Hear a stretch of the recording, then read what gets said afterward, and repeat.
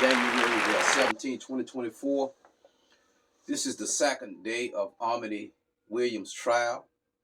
On January 16, 2024, they did the voir dire, where they picked the jury. And I was excluded from being in there. So today, I go down there to be a witness, which is the 17th of January. Walk into the courtroom, sit down. I can see that Omni Williams there with her attorney. Her attorney has worked relentless with the prosecutor to keep her from presenting witnesses and getting the evidence that she needed. This video is about to put the icing on the cake that's going to get a reversal. See, they didn't want me in a jury room. I mean, they didn't want me at the court today, really. Y'all going to see where I interrupt the court. Court is not actually going on, but when it was a recess, I asked the judge, can I speak? They brought me up there. You're going to notice the judge is refusing to put me up under oath, despite the fact that I say that if she put me under oath and I say what I say, and this man say I'm a lie, it can take me to jail. But if they find that, see, they didn't want to do that. They want it off the record, but it don't matter because, let me explain something to you people. She's going to be found guilty, but here go what they've been trying to do. When you got a trial going on, like yesterday, today, at any time between that trial before the jury return a verdict, they'll continue to offer her pleas. This is what they do. They'll continue to offer pleas in hopes that you take it to where everything that they done no longer matters because you took a plea. Like I told her, if she take a plea, if she plead guilty, it's over with. It's nothing I can do. But if she stays strong, let them get the guilty verdict because guess what? On this particular video, I got him again, Philip Barton, the attorney, as well as this flunky paralegal. When she came out the court room during the second recess, she came out there. But let me tell y'all something. Y'all going to see that once they told me to wait outside, if I'm going to be a witness, you're going to see that people going to periodically come be looking at me out of that courtroom. Everybody in that courtroom is against Omni Williams. Everybody. You see what I'm saying? This trial is to make her feel all alone. Now, let me tell you something. When you look at this video, you're going to see where I asked the attorney, Mr. Philip Barton. You're going to see him. He's sickly. He's getting around like he was sleeping at the trial, nodding and wasn't objecting on time. It's a catastrophe. When y'all see how this attorney talked to me, how he walking and acting, y'all going to know that he should be in a nursing home somewhere. Now, check this out. Y'all going to see that I'm very polite with him, but firm. I asked him rational, intelligent questions. And he gave some of the most dumbest, foolish answers that'll help anybody get their case reversed for a violation of the speedy trial. People, let me tell you something. Don't ever waive a speedy trial. Don't let them get you like that. See, this is what happened to Omni Williams. I kept asking him, why you never filed for speedy trial? I'm going to let you listen to what he said on various occasions because I continue to hammer this answer. And then when he said the answer that, all the answers you're going to hear from him, you're going to know this man here, know that you're going to see why he was pretending that he never got Omni Williams letters. But this is the death blow right here. That flunky paralegal. I don't know why they always be looking like they the minority. You're going to hear this woman say with confidence, oh, I'm his paralegal. We never got your email. Oh, if you put 2 L's, we didn't get it. If you put 1 L, we got it. I say I put 1 L, so you got it. You're going to hear, I straight up call them a lie. They thought they were going to make me back down. But when you see what I said, hey, I was real frank with what I had to say, real direct. So I'm going to roll this video, and it's pretty long. So, you can skip what you want. This is for her. Like I said, they going through all this here. This man is, the way that, when you see the first show, the way the prosecutor put on the case, it's like This lawyer sitting there and let them reading the narrative. You don't do that. And he falling asleep. So I'm going to roll a video.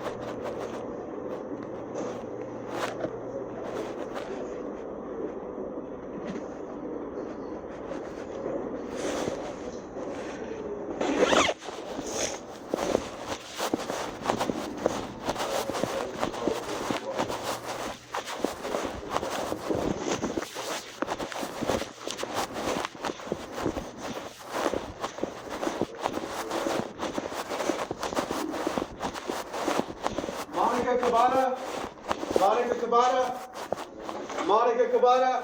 Have the trial started yet? Not yet.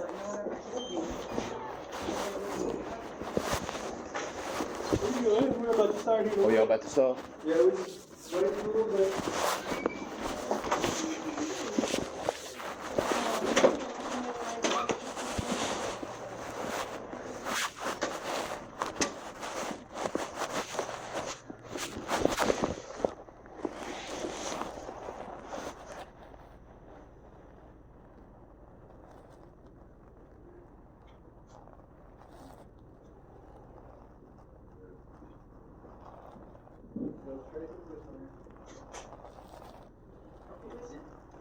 Juror number 3.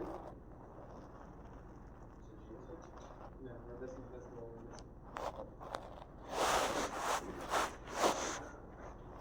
Yeah. We are in the rush. Oh, yeah. Inside, that's what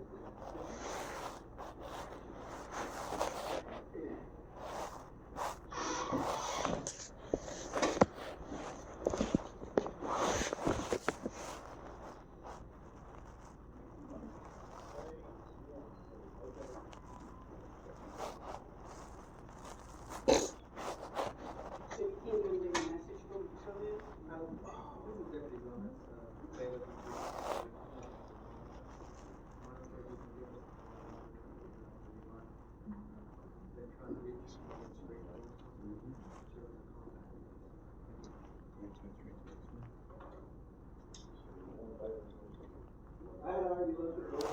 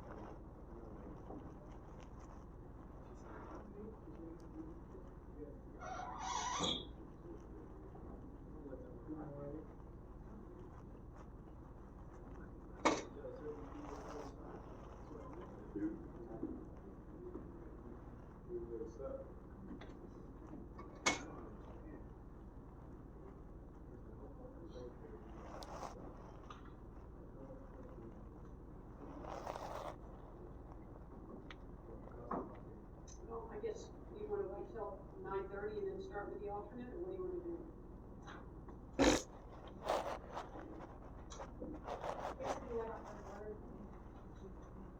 Probably a good route.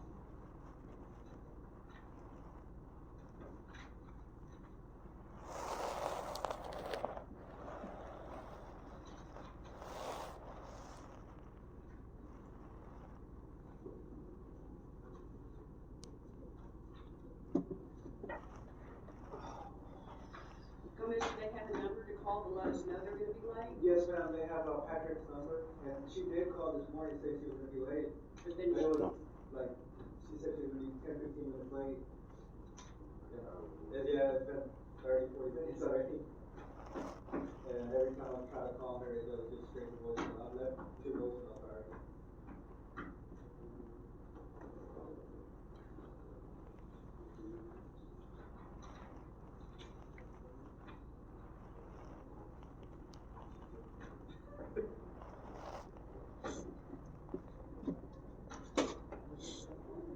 all started off so well yesterday.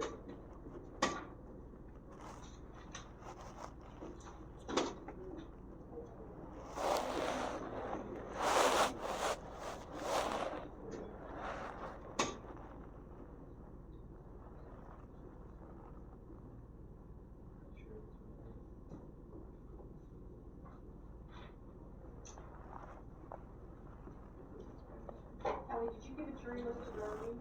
I mean, a witness list? I did, Judge. Would you give me one too, please?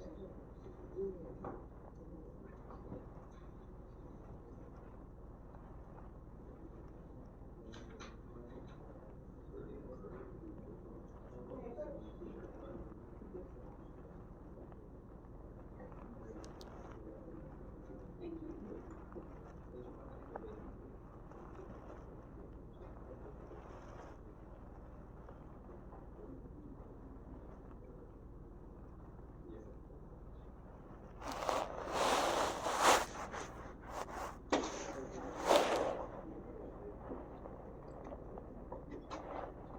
Your Honor, may I approach? You may.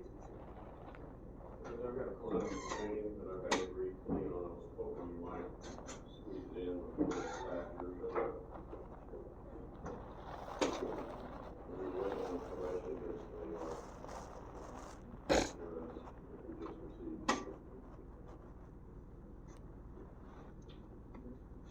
All right, Judge.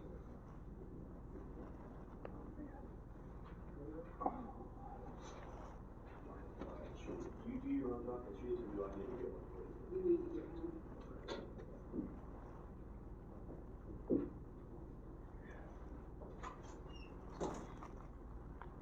You got big plans this weekend? He's gonna work in it? Yeah. We had a big birthday last week. Last weekend was, we went to Memphis. Was it Santa Claus? Did you do a good job? I think so. Okay. Oh, thank you. Yeah, we hit the trip short there, because the weather felt. He is here. Does that mean we need to go elsewhere? You know, kids started soccer again. My daughter was in Austin for the Elite Cup. He was in the son was Winter Cup.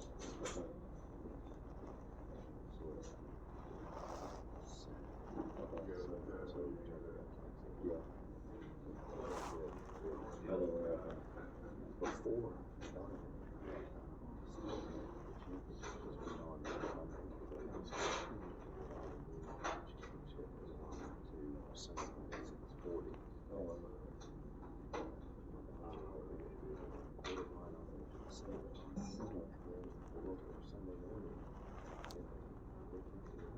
I don't know.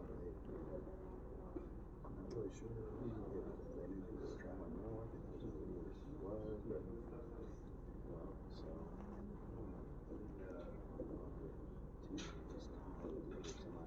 Still waiting for quarterfinals. Yeah. They just awarded my daughter silver, but it's gold in fractions. It was just real well. Third game, and she she's going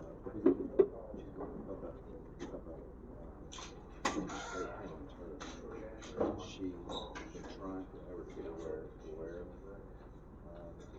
sliders. But she wants to wear sports safe.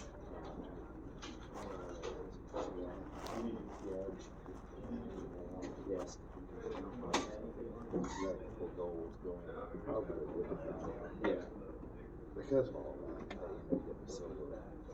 They used to call the tournament game. Yeah. But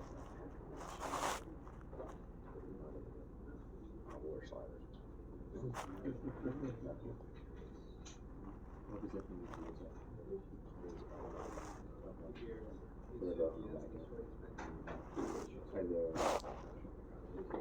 Yeah. Yeah, he was the right defensive. Yeah. I think when I was in because I didn't live down in South Africa. I grew up watching football and playing football.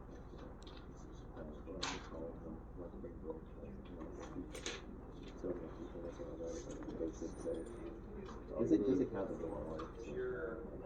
If not,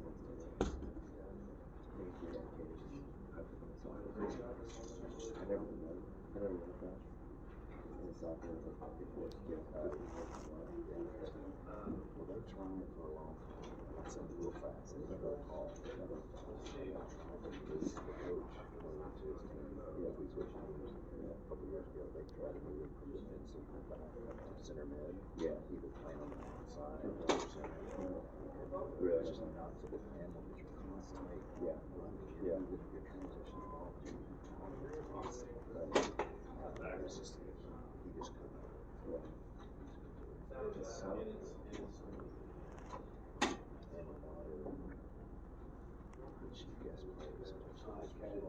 Where's your client? She plays. Yeah. Sir.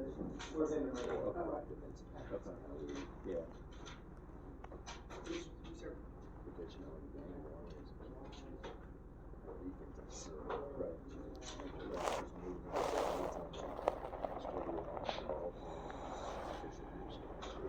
Yeah.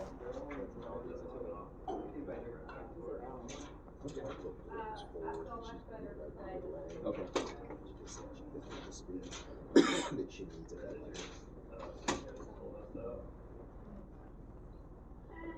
But they're starting back at not only at Houston, I'll show you what I did on Saturday.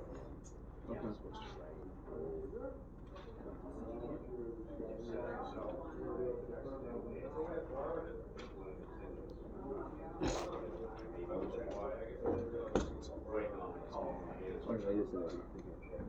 Oh yeah, you're.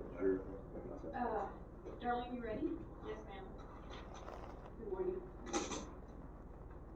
This is F2325672, State of Texas versus Thomas Francis Gutierrez. And that's you? So you're charged with burglary. Is that reduced?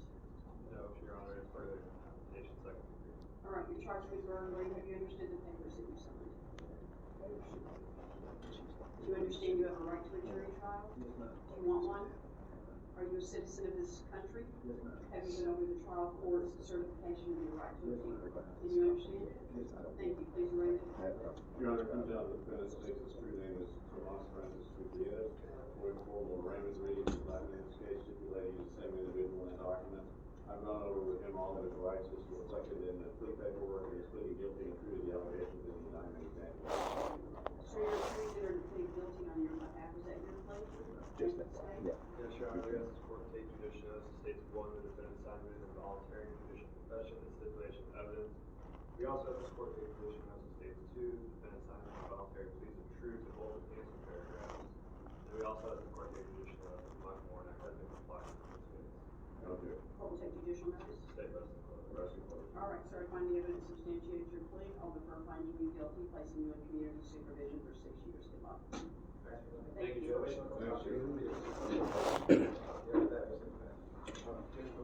Thank you.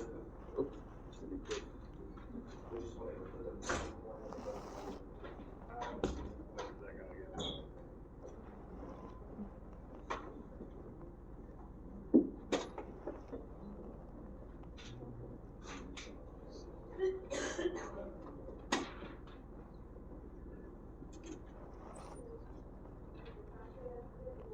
That guy again.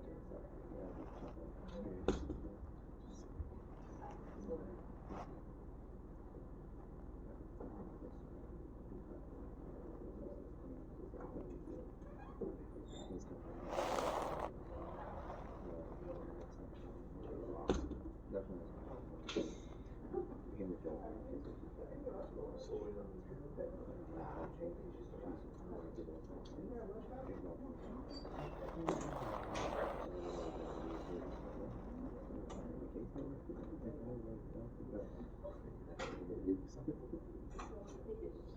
Is she here, Gomez? Yes, ma'am, they're all here. Okay, forgive me, please.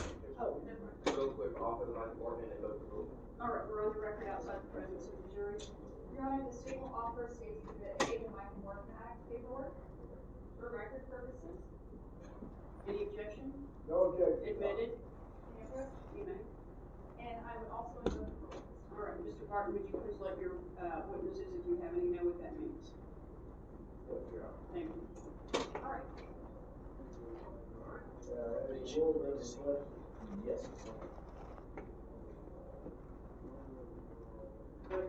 Yes, sir.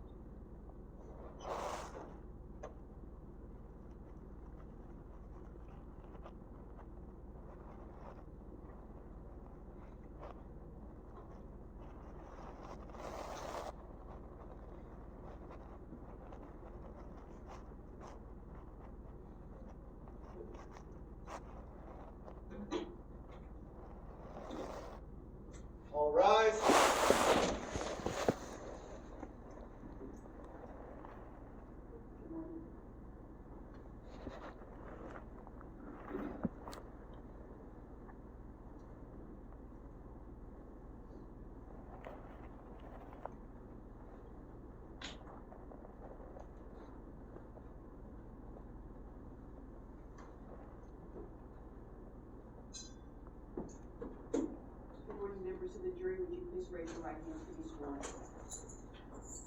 You and each of you solemnly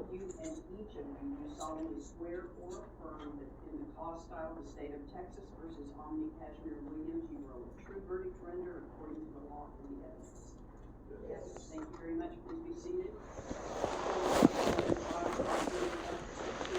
2121, style of the state of Texas versus Omni Williams. United States President. What says the defense? Ready? Thank you. Please read the defendant. In the name and by the authority of the state of Texas, the grand jury of Dallas County, state of Texas, duly organized at the July term, AD 2022, of the Criminal District Court Number 1 for said county, upon its oath do present in and to said court at said term, that Omni Williams, hereinafter called defendant, on or about the 14th day of March 2020, in the county of Dallas, state of Texas, did unlawfully then and there, intentionally and knowingly, cause the sexual organ of LW, a child, to contact the mouth of the defendant, and at the time of the offense, the child was younger than 14 years of age. Against the peace and dignity of the state, signed the foreman of the grand jury. And how does your client plead, Mr. Barton? Your Honor, at this time, the defendant, Omni Williams, respectfully enters the plea of not guilty. Thank you. Mr. State wish to make an opening statement. I would, Judge. Thank you.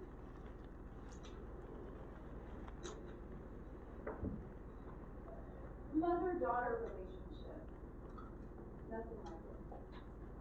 In fact, your mom is the first person you've known the longest. Your mother is supposed to be the person that teaches you about life, sees your first steps, hears your first words, takes you to school. When you start getting older, it's supposed to be the person that embodies your life and imparts that on your little girl. But unfortunately, for Lyric Williams, the defendant's daughter, this is the absolute opposite of what this defendant did with her role as a mother. This is going to be a difficult case to hear, but you're going to hear Lyric Williams, you're going to meet her later today, you're going to hear her get up here and testify about the acts this defendant did to her. There's Lyric and Grace. She's 15 years old now. But when this happened, she was 11. And she's going to tell you, when she was 11 years old, the person you're supposed to trust the most, your mom, violated her. And violated her. She's going to tell you that at first, she started out with her mom touching her breast, skin-to-skin contact, but it progressed. It didn't stop there. It got worse, and she touched her vagina, and the defendant also put her mouth on her own child's vagina. Now, I see some of you look uncomfortable hearing this. Now, for Lyric, she experienced that. She's going to do her best to tell you all the details that she remembers about what happened to her. Now, you're also going to hear from a few expert witnesses that we're going to bring you. You're going to first hear from the detective that took over this case, and hear about the steps that he took in his investigation and how a case progresses through the judicial system. He's going to tell you about the steps that he took and how the victim, Lyric Williams, was scheduled for a forensic interview. You're then going to hear from a forensic interview supervisor. She's going to tell you, her name is Samantha, she's going to tell you what a forensic interview is. And I expect that she'll tell you a forensic interview is an opportunity for the child to tell about what happened. It's an open forum, they ask non-leading questions, and and they get the words and the story from the child herself. Then you're going to hear from Lyric, as I've told you, you're going to get to meet today, and she's going to do her best, okay? And then you're going to also hear from a doctor, Dr. Elizabeth Bueller, and what she's going to tell you is that after the forensic interview, another step that's done in these types of cases is to get a medical examination. So Lyric, at 13 years old, went for a medical examination and again told this doctor what had happened to her. Now, you may have noticed that I just said 13. Remember when we talked about in voir dire that in these types of cases, the child doesn't usually tell right away. Some time typically passes, and you're going to hear that in this case. About a year and a half passed before Lyric got the courage to tell somebody what had happened to her. And that's when this investigation started. So she goes through this medical examination, and you're going to hear about how that's done from the doctor herself that performed it.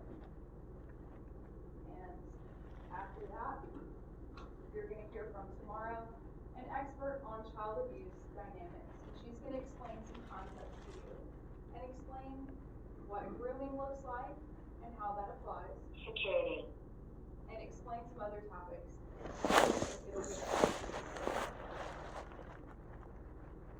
So at the end of this trial, I want you to keep in mind all the evidence that you've heard. Keep in mind and assess the credibility of the witnesses that we'll put before you. And ask yourself this. Why was Eric Williams, 15 years old, 11 when this happened? What reason does she have to make this up? Members of the jury won't be able to think of a single one. It's going to be hard for her. Give her some grace. Listen to her story. And at the end of this trial, I'll ask you to find the defendant guilty. Mr. Barton, do you wish to make a statement at this time?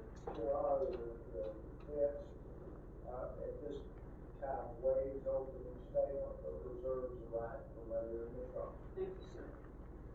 State, please call your first witness. Your Honor, the state calls Detective Barton Pugnerman.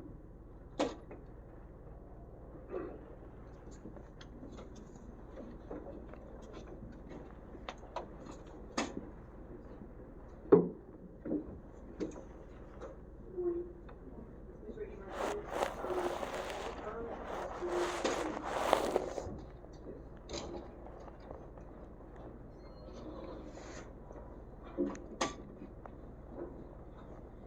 Please proceed. Good morning.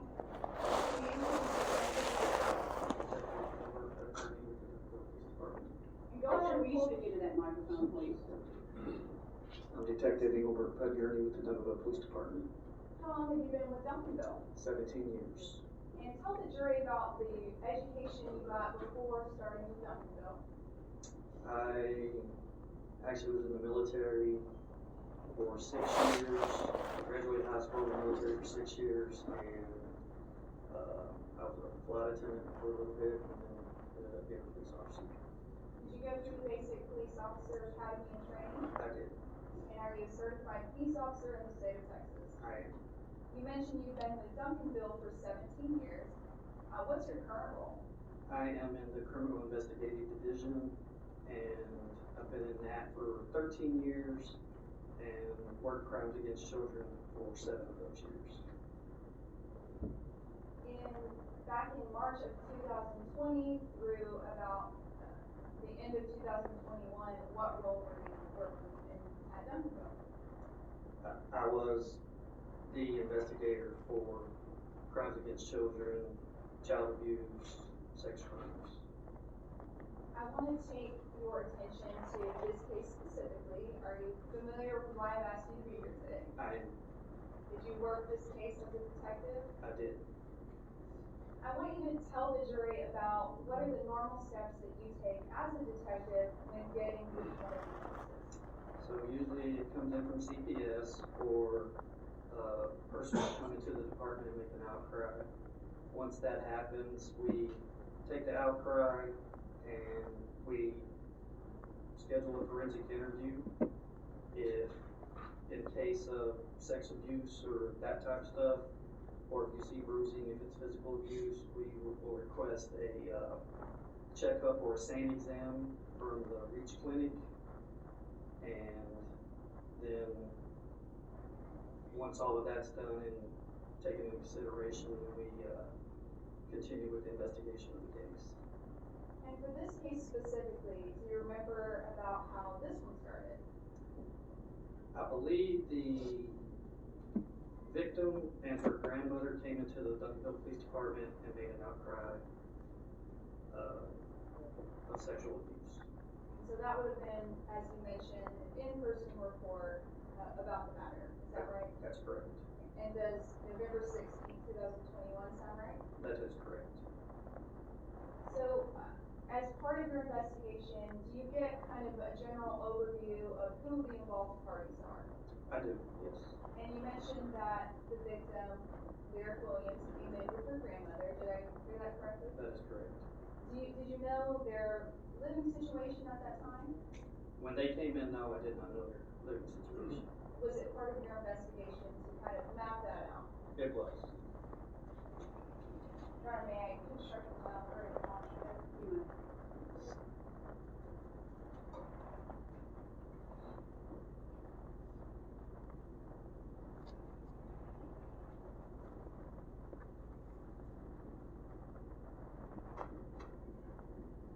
Okay, so if you remember at that time, through your investigation, who lived in one household, or what household did Derek live in? Very close with her grandmother, Lily Simmons. And do you remember what city that was in? Grand Prairie, I believe.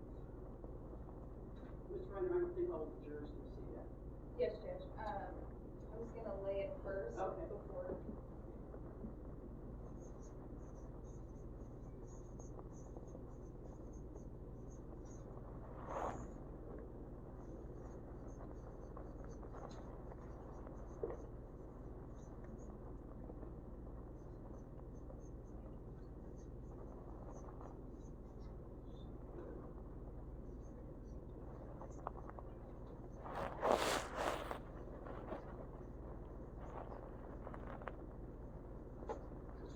Does that look accurate? Yes. And in the other household, did you learn who lived there? That's going to be, so, great-grandmother to the victim, mother to the grandmother, and it's Miss Edna Ivory, and she lived in Duncanville with the defendant.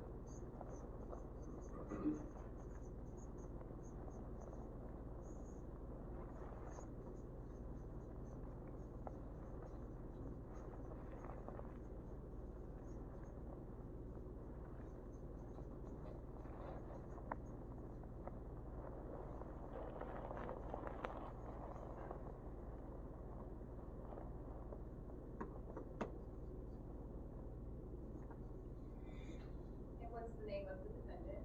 It's Omni Williams. And what relation does Omni Williams have to Lyric? She's her mother.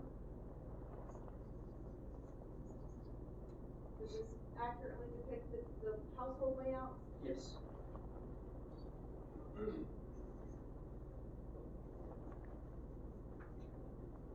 Your Honor, I marked this as State's 8, and I'll offer it for demonstrative purposes.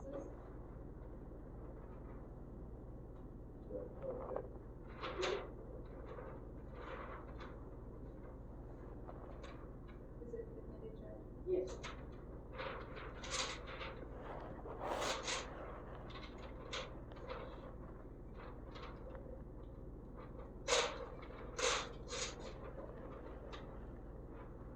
Permission to publish? You may.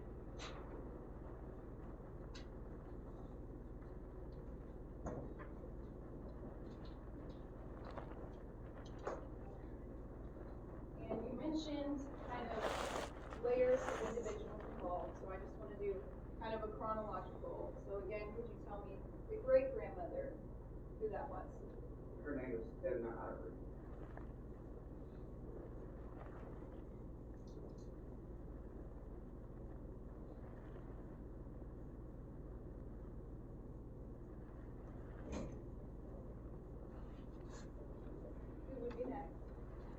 totally settled.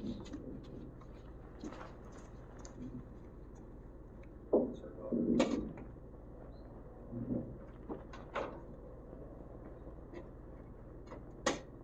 And then who would be next? Omni Williams.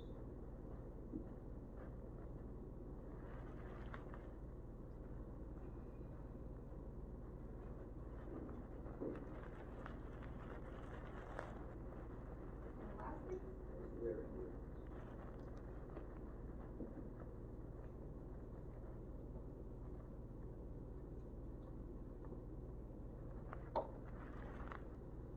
now I'll mark this state's exhibit 9. Detective, does this accurately depict that kind of flow of Yes. individuals? Your Honor, I'll offer states 9 for demonstrative purposes. Mark, I know that. admitted, And permission to publish? you may.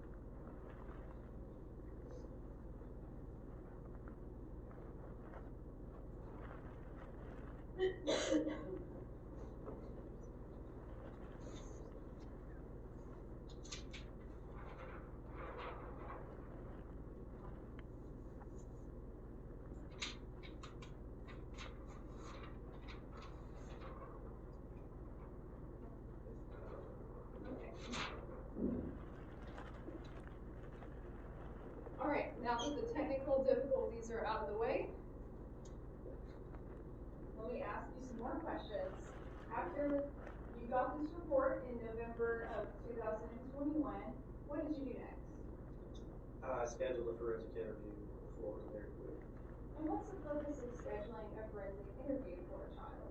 It's so that a child can tell their version or their story without any outside interference from family or law enforcement who may coerce her into saying something. It's just a interview just with her and it's one-on-one. You mentioned it was one-on-one and with a forensic interviewer and the child. Is that fair? That's correct. In that setup, are you able to be present for that interview? I am present, but not in the room. I'm in a separate room watching a video. And so for this specifically, what after the forensic interview was scheduled, was there one actually conducted? Yes. There was. And was that conducted also in this, just shortly after in December 9th, 2021? That's correct. Where was that conducted, do you remember? It was at the Crimes Against Children Advocacy Center in Tarrant County, Arlington. Does Alliance for Children? Alliance for Children, yes. And so did you actually go out there to the Alliance for Children to be present for this interview? I did. Did you have the opportunity to view, and I guess if you could set that up a little bit more, are you viewing through like a double window or how is that? No, it's through like a computer TV screen or whatever monitor. So you're in a completely separate room That's correct. and the victim and the interviewer are not, face to face with you or anything like that. That's correct. And I had no contact with the victim whatsoever. She didn't even know I was there. That was my next question. So to the victim at that time, she's only interacting with that forensic interviewer, fair? That's correct. So as you're observing kind of silently in a different room, did you have the opportunity to observe Lyric's forensic interview? I did.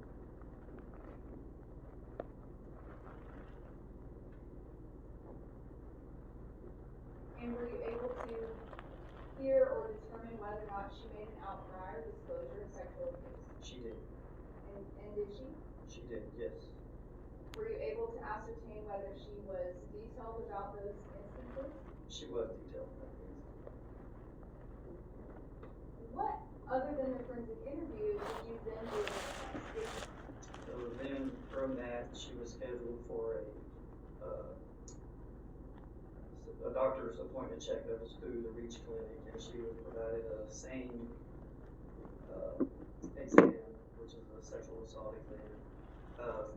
And once I got all of that information, then I scheduled I spoke with the defendant. So let's talk about that medical exam briefly. Now, how much time had passed from the allegations to the outcry? Do you know? That was time, close to a year, about a year, somewhere around that time. Okay. Do you remember the incidents being alleged to have occurred in March of 2020? Yes. And then, March and April. I'm sorry? March and April. March and April of 2020, thank you. And so when the report came in person, that's November of 2021. Correct. So roughly over a year? Yes. Okay. Not great at math, so thank you for helping me with that. So if a child is going through a medical examination, surely you're not expecting to see any kind of physical evidence a year and a half later, right? Correct. Judge, Your Honor, is leading the witness. Tell me the purpose of why you would schedule a medical examination when that much time has passed. Just to follow up with the child in case, for example, sexually transmitted diseases or damage was caused or anything like that. Is it another measure just to kind of ensure that the child feels safe? That is correct. So you scheduled this medical examination for Lyric. Was it then completed? It was completed. And you mentioned to the jury that you spoke with the defendant. So you, at that time, she denied the offense. She did. After speaking with the defendant, what were the next steps for the investigation? I put all my facts together and I completed a arrest warrant for the defendant. Now I want to go back. We had set up the different households for Grand Prairie and Duncanville. Do you remember that? Yes. So, at which location are these addresses to a location? At great grandmother's house in the Ivory where Omni Williams lived. And do you remember the address for that location? I don't know the exact address. Would it help to refresh your memory? Yes. Your Honor, may I approach the witness?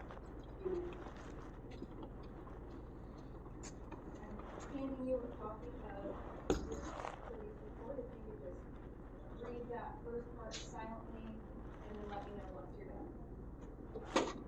I'm finished.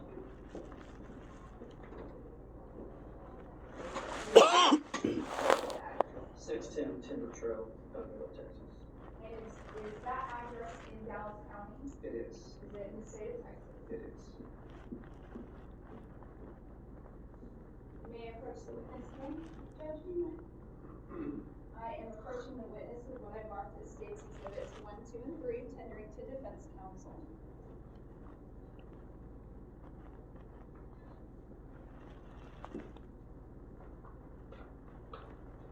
So, Judge, you close the bench, Your Honor, we excuse these previously. Admitted? Just gonna ask you to look at 1, 2, and 3, which have just been admitted.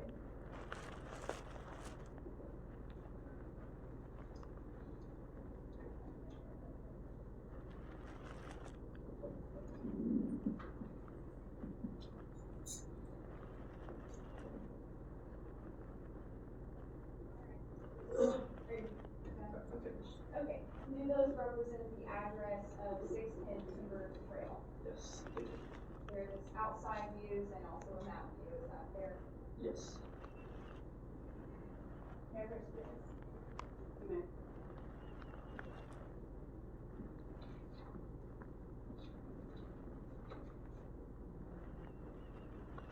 Detective, I know you spoke with a few individuals. When you spoke with the defendant, did you have the opportunity to get her identification or ask for her ID? Yes. Was that provided? Yes. And what was the name of the defendant? It was Omni Williams. And would you recognize her if she were in court today? Yes. Do you recognize her in court today? I didn't. Would you be able to point to her and state an item of clothing that she's wearing in color? She was wearing a black top. And if I'm in seat number 1, Mr. Penfield is in seat number 2, 3, and 4, what seat would the defendant be in? 4. Your Honor, I ask the record reflect the witnesses identified the defendant.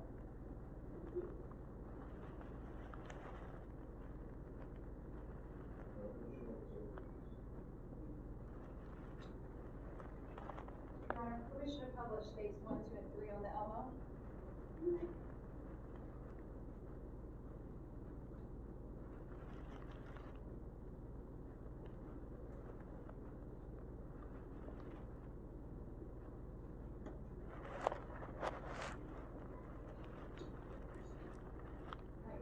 I'm showing you what has been admitted as State's Exhibit 1.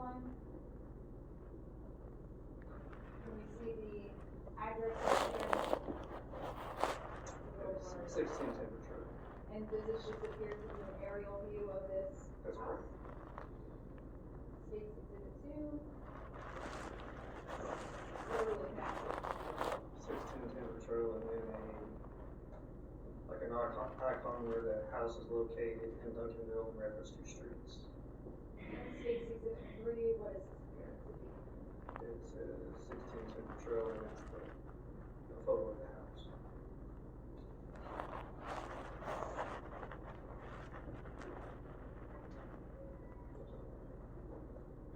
I'll pass witness.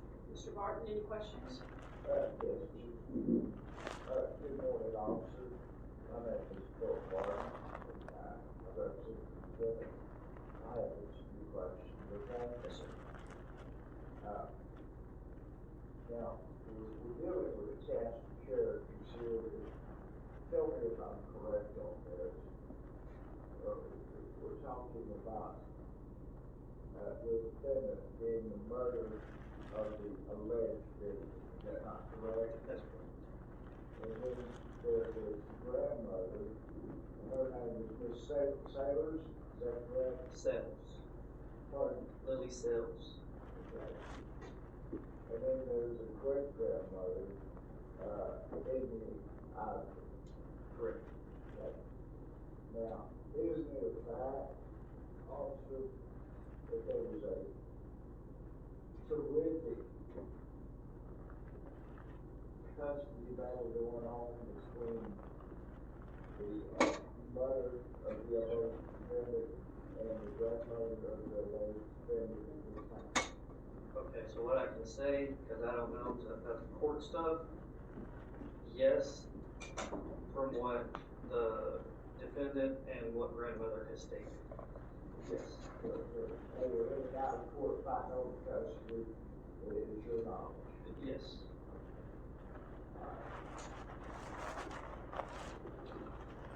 Of course, I did object, but you kept referring to victim. It's actually more appropriate to say alleged victim, would that not be correct? Can I say complaint? No further questions. Thank you, sir. You may stand down.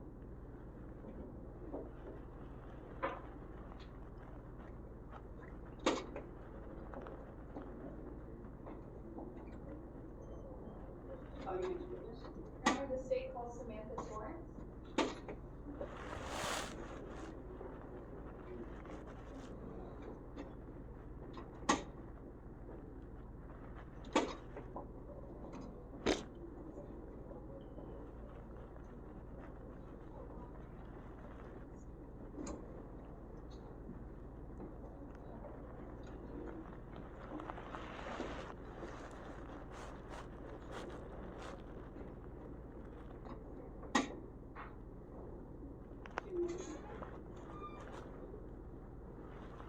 You solemnly swear or affirm that the testimony you shall give in this cause will be the truth?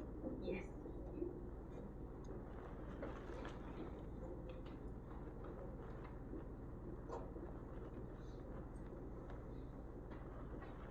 Good morning. Good morning. Can you introduce yourself to the jury? My name's Samantha Torrance. And Samantha, what do you do for work? I am the forensic interviewer supervisor at Alliance for Children. So we've already heard that phrase a good bit. Can you start off by telling the jury what is a forensic interview? A forensic interview is an investigative tool. It's a fact-finding, developmentally appropriate, non-leading interview of a child, usually between the ages of 2.5 and 17, conducted by a specially trained professional at the request of an investigating agency like law enforcement or child protective services, child protective investigations, when there's concern that a child has been a possible victim or witness of a violent crime. It's just best practice for how to gather a statement from a child when there's a criminal offense that they may be involved in. And you mentioned to the jury that you're a forensic interviewer supervisor. Is that right? Yes, that's correct. Can you tell the jury about your training and experience to have that role? So I started working at Alliance for Children over 11 years ago. I graduated from TCU with a bachelor's degree and started working at Alliance for Children as a community educator. After about a year and a half of that, which is where I gained my basic understanding of child sexual abuse prevention and dynamics, I became a forensic interviewer.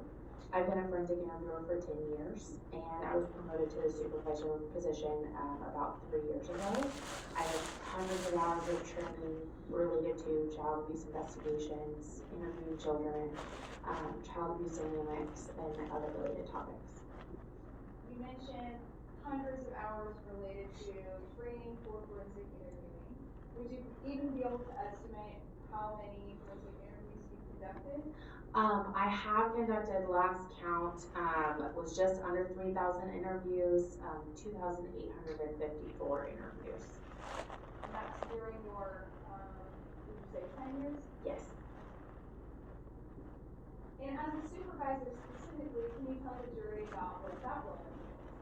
So as a supervisor, in addition to still conducting interviews here and there, I also support my staff of 5 interviewers and make sure that they receive the support and training they need to conduct forensic interviews.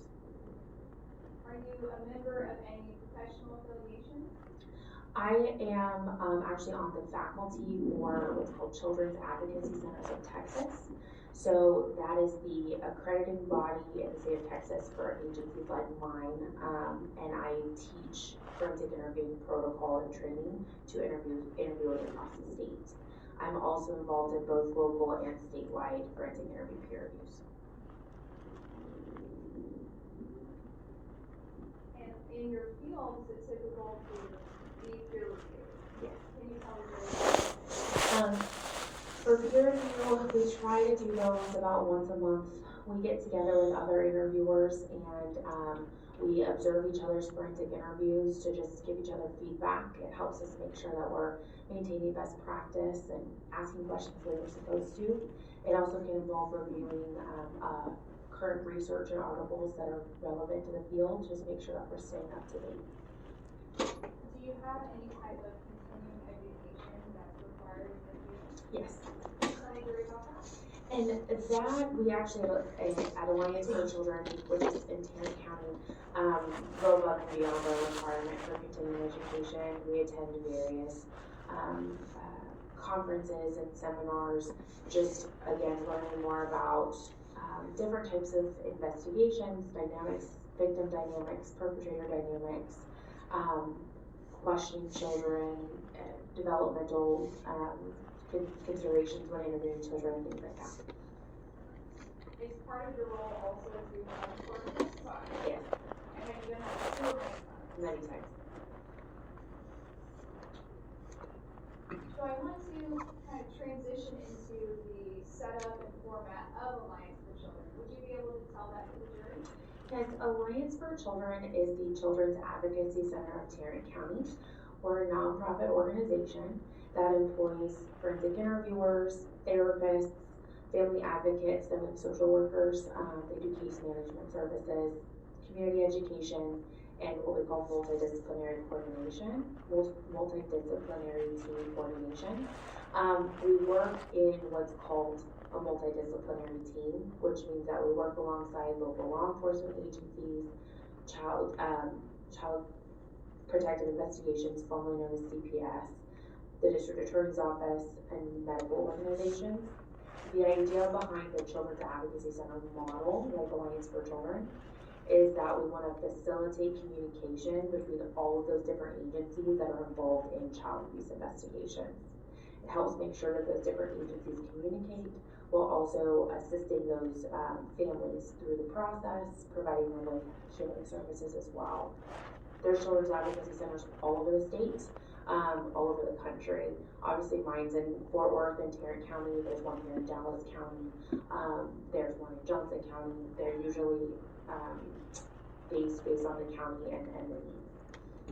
So I want to do a couple points of follow-up. I know you mentioned your Alliance for Children, your business or the place you're employed at is in Fort Worth.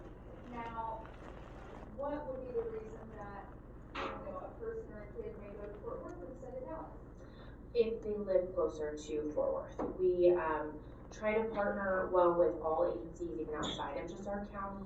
So, for example, if there's even cases where a child may live in Dallas, so they'll go to the Dallas Children's Advocacy Center, but it's being investigated by Fort Worth Police Department because it's closer to where the child or the family lives. We want to be able to accommodate the family in that way.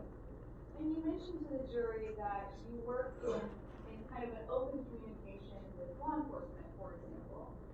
But just to be clear, do you work for law enforcement or just in conjunction with? Just in conjunction with. And you mentioned that your role as a is to provide access to the child recovery story. So would you say that you are a neutral party in this? Yes, our aim is to be as neutral as possible. We go into these interviews with very limited information. Our goal is to get the statement from the child without bringing in our own biases or assumptions into those interviews, so that then the investigators can make decisions about how they feel about the child's statement and making investigative decisions after the interview. You mentioned that you go into the interview with a very limited amount of information. Can you tell the jury about that? Yes, when we conduct forensic interviews in Tarrant County, I usually just know a little bit about the child I'll be talking to, the category of the allegation, if they're a possible victim of sexual abuse or physical abuse, and really that's about it.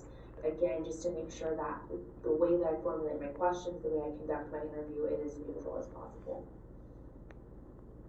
And so going into a forensic interview, the goal is to, I think as you stated, clear the evidence. Correct. Just to be clear, did you conduct a forensic interview in this case? I did. Okay, tell us about that. My employee, my interviewer, Cynthia Woosley, conducted the interview in this case. She's currently on maternity leave, and so that's why I'm here for this case. Surely don't want to drag her in on maternity leave, right? Yes. Okay, so you mentioned that children will come to get a forensic interview at your location, but can any child get a forensic interview? No. Okay, what would need to be required, or what steps have to happen first before a child gets a forensic interview?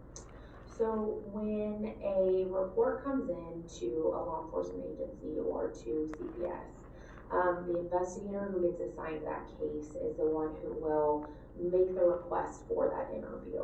So a child will only come in for a forensic interview with us if they are involved in an active open investigation, and again at the request of CPS or law enforcement. And do you remember when the forensic interview was conducted in this case? I believe it was, and I believe it was in December of 2021. And did you have the opportunity to review that forensic interview? Yes, I did. Before we get into that, I want to ask you to tell us about what the process of disclosure means and what that looks like for people. So when we talk about child sexual abuse specifically, and how an individual who's experienced that abuse discloses or talks about the abuse, we describe it as a process and not a one-time event. Because it's very rare that a victim of sexual abuse is going to get abused, and immediately come and tell someone everything that they've experienced all at once. Most often what we see is a delay in disclosure. So a lot of victims will wait a period of time before they tell for lots of different reasons. But they may wait a period of time before they tell. And once they do tell, they may be a little more tentative when they're first talking, because sexual abuse can be such a complicated type of abuse. It's confusing. It oftentimes happens by someone the child knows and trusts. And so it can be hard for them to talk about it. And they may be worried that they won't be believed. They might be worried about getting in trouble, the unknown of what will happen once this investigation begins. So when they start telling, they might just tell bits and pieces of what's happened, as they're kind of testing the waters and trying to find out, if I tell, how are people going to respond to this? Are people going to be believing and supportive? Once they tell, if they feel that support, that belief, that safety, then hopefully over time they'll start to talk more about this sexual abuse experience, give more details, talk more about what happened. So that's what we call child moving into more of an active phase of disclosure. Some children, if they're not feeling that support, they don't feel that safety, they may actually retract, they may take their statement back, and move backwards in that disclosure process. When we're talking about the process of how a victim discloses they've been sexually abused, it can vary depending on the victim, depending on their experience and the relationship with the perpetrator. But typically when we're talking about child sexual abuse, the disclosure comes out over time and not all at once.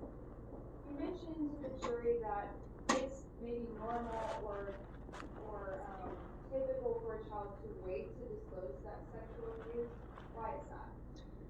Over 90% of the time, children are sexually abused by someone they know and trust, which can really complicate that, the decision to tell. Because a lot of times they still care about the person that has sexually abused them. They might be tied to that individual because of family relationships or social relationships.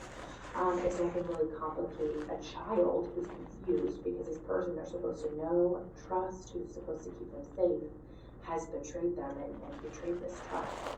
And so because of that confusion, they may wait a period of time before telling. They may also not tell right away because sexual abuse is a really awkward thing to talk about. It's really uncomfortable to talk about private parts and sex and sexual contact. And so to feel that you can talk about this in a way that's not going to bring about judgment or embarrassment and guilt can be really difficult for a child.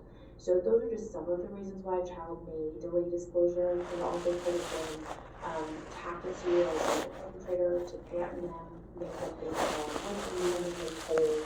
Sometimes the perpetrator will try to normalize the contact of the abuse, thus further confusing the child.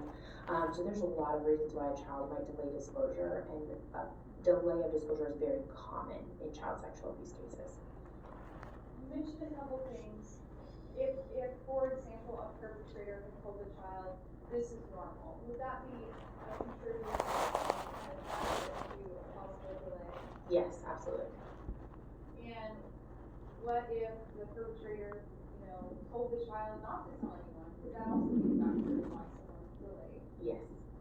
And if a child had waited about a year to a year and a half to disclose sexual abuse, would you say that that's normal or not normal? Or Fairly normal in my experience.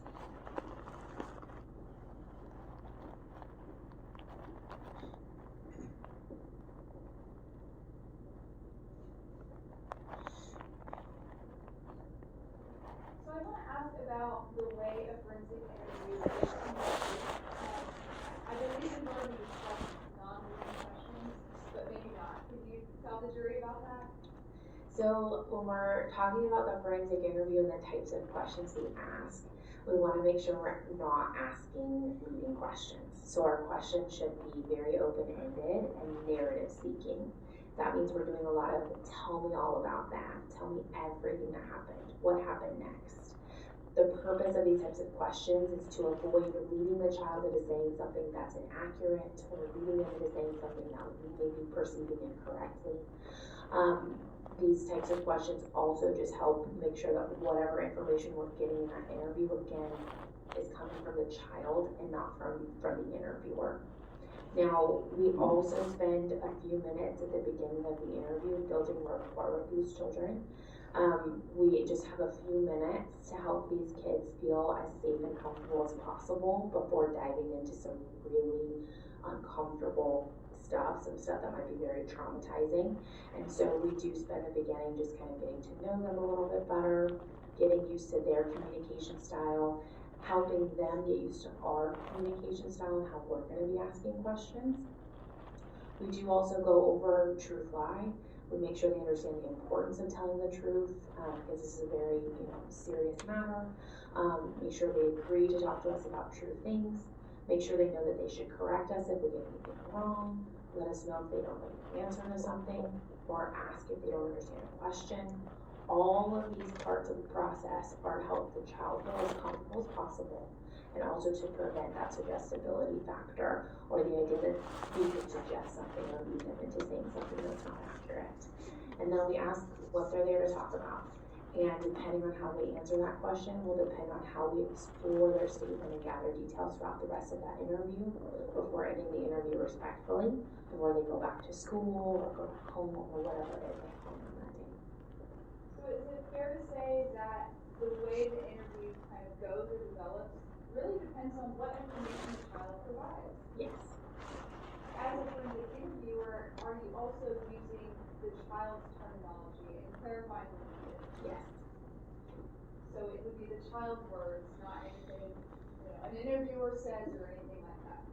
We make very purposeful efforts to use the child's words because we don't want that misinterpretation to happen. We again don't want to be providing that information to the child. We also want to make sure they understand that if they are going to use certain words for their private parts, we don't want to be the one to put that stigma on those words. So we're going to use whatever words they use to again hopefully foster an environment where they are feeling as comfortable as possible with us, so they can be as open as they can be during that interview. I want to ask you, one of the kind of phrases that a forensic interviewer may use is to tell me about the first and last time that something happened. Can you tell the jury kind of the structure and why that is? Yeah. So when we've gotten to the point in an interview where a child is disclosing that there has been sexual abuse, one of the first things we'll ask is if it's something that happened one time or more than one time. If the child explains that it's something that's happened more than one time, when we're talking about an individual who's reporting to have experienced chronic sexual abuse, so sexual abuse has happened on many occasions, our goal is to try to gather as much detail as possible about specific episodes or specific events that stand out in their memory. So the last time that a sexual abuse event happened usually stands out because it's the most recent, and with the way that memory works, we're going to remember the most recent event. It's also common that the first time is something that stands out for a child too, because it was novel at the time, it was new, it was something they hadn't experienced before. So asking about the first time and the last time typically just give us a couple of good bookends to really understand what this child's experience was, and those tend to be the memories that are most salient or that they remember the most when we're gathering details about those specific events. Sometimes children don't remember the first time. We might ask them for a time that stands out that they remember the most, a time it happened in a different location, a time that it was unique or different. Those are just ways that we as interviewers understand how memory works and are trying to tap into those memories with that child to help, again, gather as much detail as possible. This allows those investigators to assess what they feel about the child's credibility based on the details the child can provide about those episodes, and also can potentially corroborate some of the statements the child gives about those specific instances. You mentioned memory, so can you tell the jury about episodic and script memory? So those examples I gave of the first time and the last time, those are those episodes. I should ask the right question rather than narrative. Good Lord. What is episodic memory? Episodic memory is those specific episodes. So what happened the last time, or what happened the first time, or a specific memory of an event, that would be episodic memory. And what is script memory? Script memory is when those memories all kind of blur together. So, for example, your normal morning routine. I can tell you that typically every morning I wake up at 6. I make my child's food for the day. I pack my lunch. I brush my teeth. I take a shower. I go to work. That's just going to be kind of the generality of what happens every morning. And it's important. The episodic example in that morning routine example would be the morning that I got into a car accident on my way to work. I would remember that specific episode outside of the normal script of my normal day-to-day morning routine.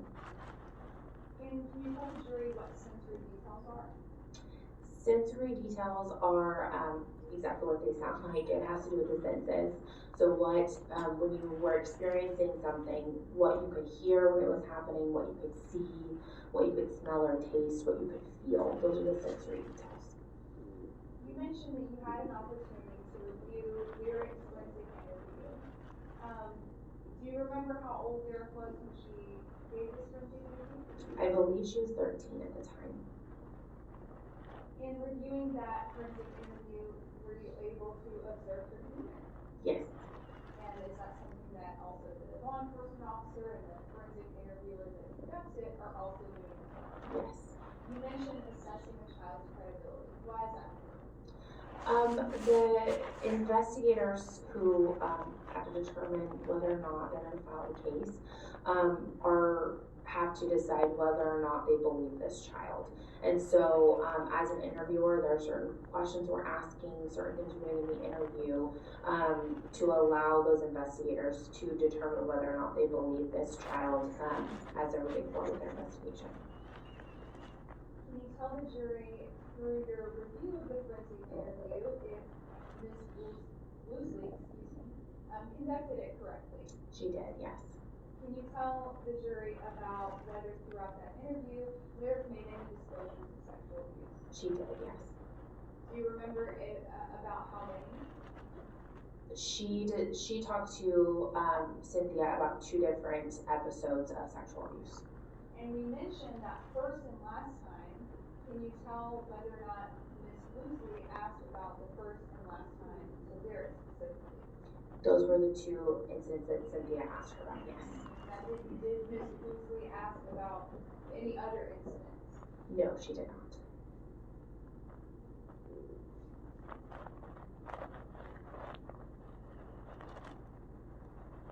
Can you tell the jury about what red flags are or coaching? So, coaching is a term that's used to basically explain that someone has told this child to say or not say something in a forensic interview. So, a lot of people assume coaching to be that a child has been told to make up allegations or to tell about something that didn't happen, which is possible. Most often in my experience, coaching is when someone has told the child not to talk about allegations. They've told them don't talk about what's going on at home or don't talk about what's happening with the perpetrator. So that's coaching. Red flags are things that we are keeping an eye out for throughout the interview. They could be red flags that give us concern that there has been coaching, could be red flags that the child's not being consistent, could be red flags that the child's not providing the detail we would expect them to provide, things like that. Okay. And from your review of Lyric's forensic interview, did you have any concerns as an expert and as a supervisor for coaching? I did not, no. After your review, and again as an expert in this field, did you have any concerns or notice any red flags? I did not, no. Do you ever say this? I'm approaching with what I marked as State's Exhibit 4.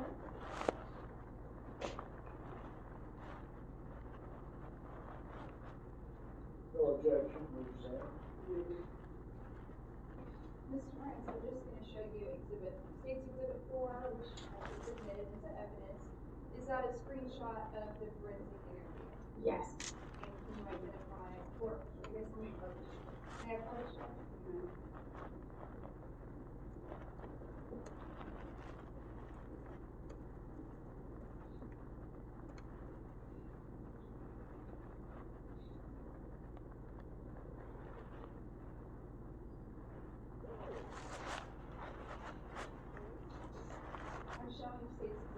report on the elbow. Can you identify the people that are in this photo? Yes, the person on the left is Cynthia Woosley, the forensic interviewer, and the person on the right, in the USA sweatshirt is Lyric. And does this also show the room for where the forensic interview is conducted? Yes.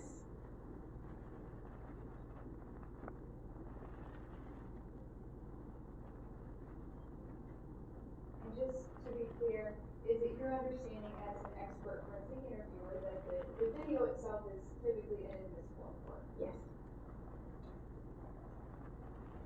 I'll pass the witness, Judge. Any questions, Mr. Clark? Good morning. Good morning. Torrance, is that how you say it? Yes, sir.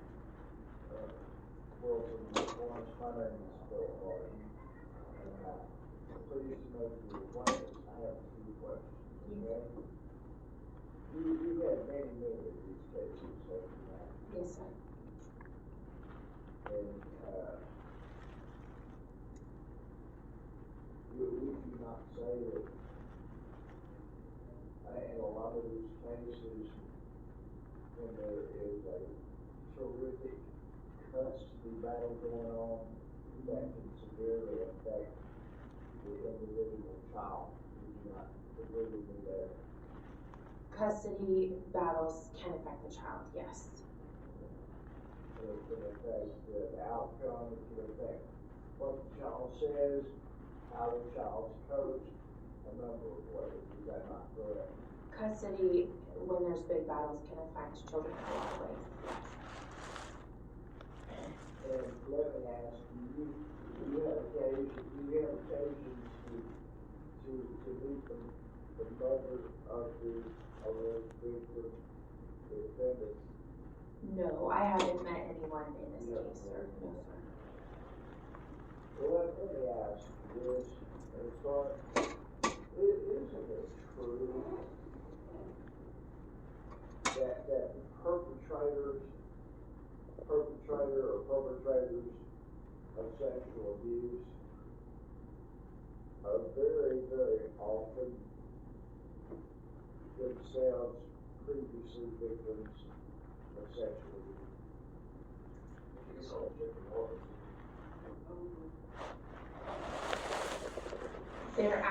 It's actually, no, that's not the case.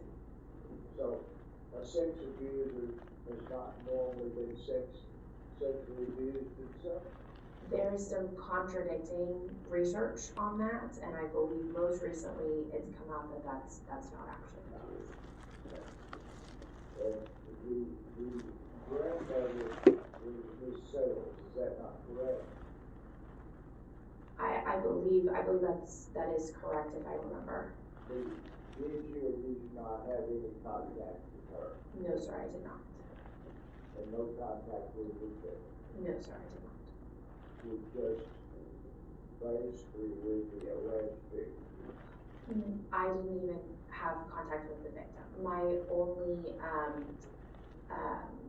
knowledge of this case was reviewing the interview for this trial. You testified that building a structure around it of that nature, is that not correct? I'm sorry, can you repeat your question? So your testimony is basically about the structure of child abuse and many of the things that go into it, is that not correct? Yes, just generally speaking about forensic interviewing and my experience and training in child sexual abuse cases, yes. Thank you very much. Anything further to say? Nothing further. Thank you, Mary Louise.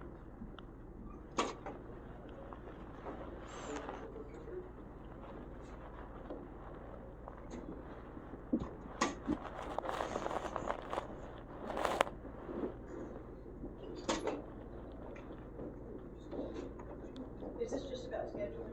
Okay, let's go ahead and do the jury break. It's, about 10 Southwards, 10:40, if you'll be back in the jury room at 10:55, please. All rise.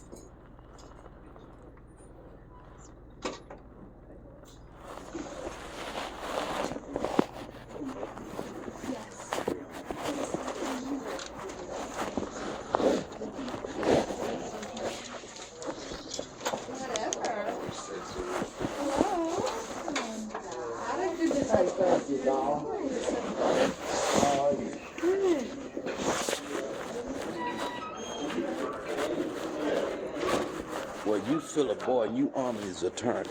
I'm the one who sent you the emails with her scanned letters. What's your name? Mr. Simmons. Simpson, okay. But you said you never received them. But the email, you received them because your email accepted them. There was no kickback, so you received them. They say sent, received. Well, and I told you I was a witness, but you had never reached out to me. You never reached out to me. that may be true, but I have no recollection of seeing the email. Well, but you told me you have never heard of it, despite the fact. So even though you say you don't have no recollection of the email, it was sent. So you haven't called no witnesses for Omni Williams. Well, of course I haven't called. It's not my turn. Who is the witnesses? The state calls Okay, but who is our witnesses? Because she told you to get in contact with me. So get to close. I know you don't have any witnesses for it.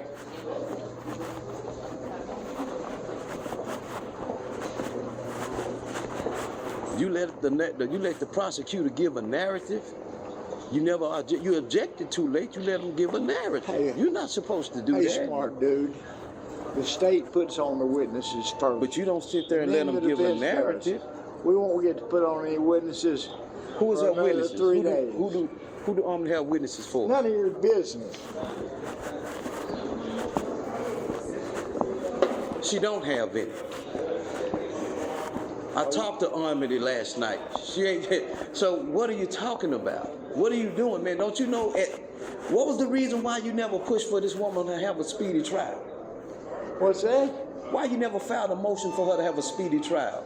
Speedy trials are taking 4 years. Okay, but why you never filed a motion for her?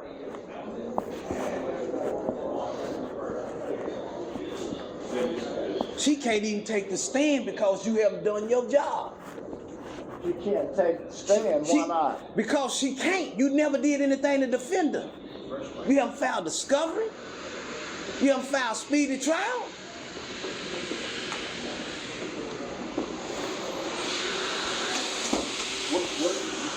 Hold on a second. No, we didn't. Hold on a second. Let's do this.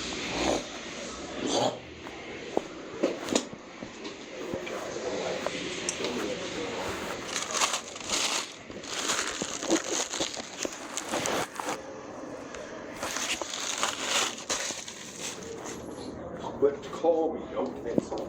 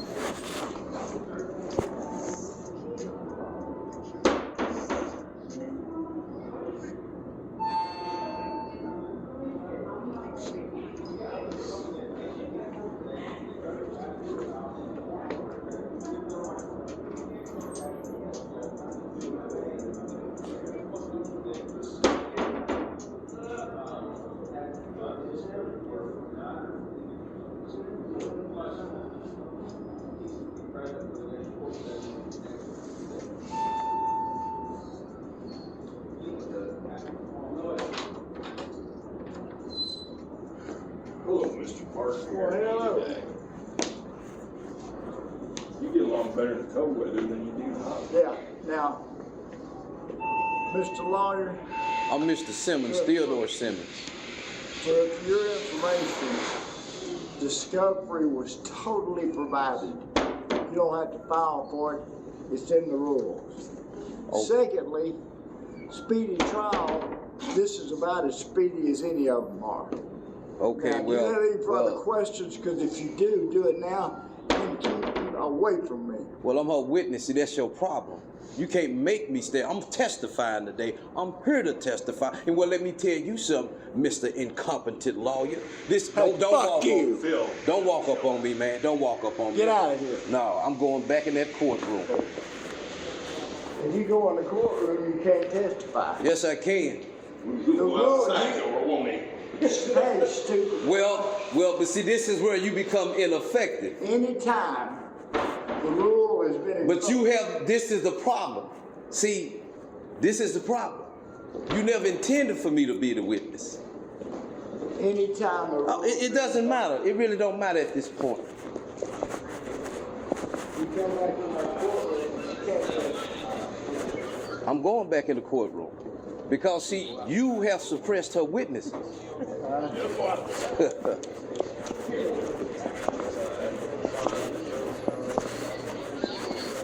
Excuse me, ma'am. Excuse me.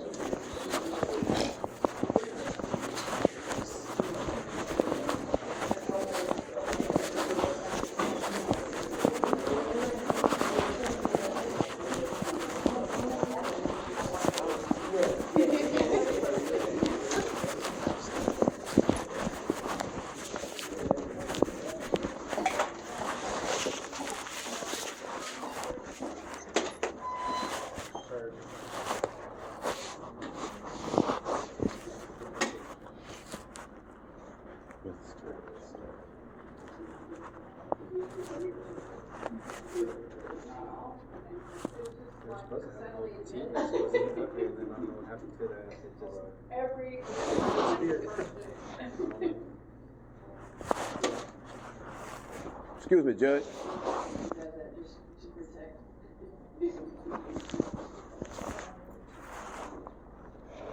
Judge, may I speak? May I speak? I know I'm not under oath right now, but I'd like to be put under oath. And concerning Miss Williams, it's very important. It's very important. If you don't want to put me under oath, that's fine. I don't know who you are. I'm Mr. Theodore Simmons. And Mr. Theodore Simmons. Okay. Omni Williams have been in contact with me. She sent numerous letters. She's been trying to get her attorney. You need to talk to her attorney. Okay, but I just tried to. You don't want to talk to me, and that's the point about it, Your Honor. She sent me, after unsuccessful attempts to get Mr. Philip Barlow to listen to her about what she needed him to do on the case, she reached out to me. So I sent them the letters. I called her attorney, and he said, I have never heard of you, and I ain't never got her letters. I'm not filing, I'm not doing anything. Okay, so when I just walked out and I had to have a talk with him, he cursed me out, and I say, hey, I'm a witness for her. You never got back with me. So the deal is, I done already told Omni. Okay, sir, are you planning on being a witness in this case? He's trying to prevent me from being a witness. I understand.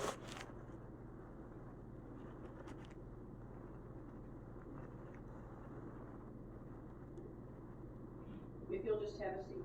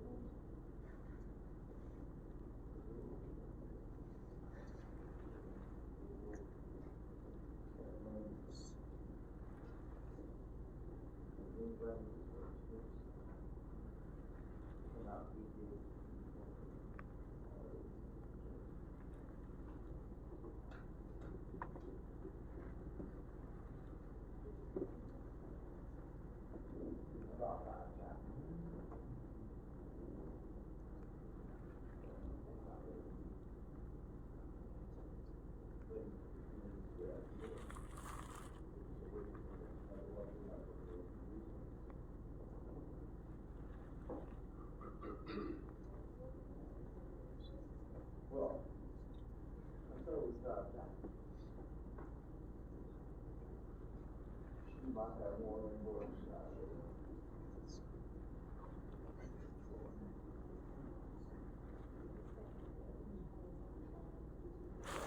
He never intended for me to testify. So if I stay out there, he'll never come get me. It's best that it be known now. So whether I get to testify or not, it's not what he think I'm testifying about. He's testifying about him.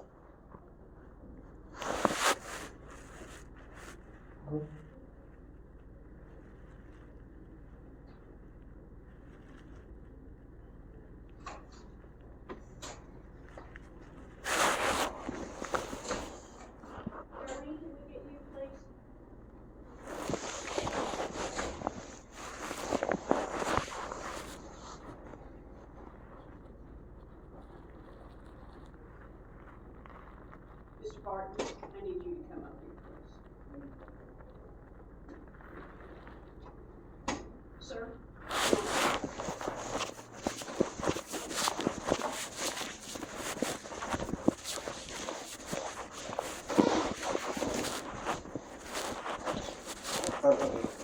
Thank you. Right here. Come on.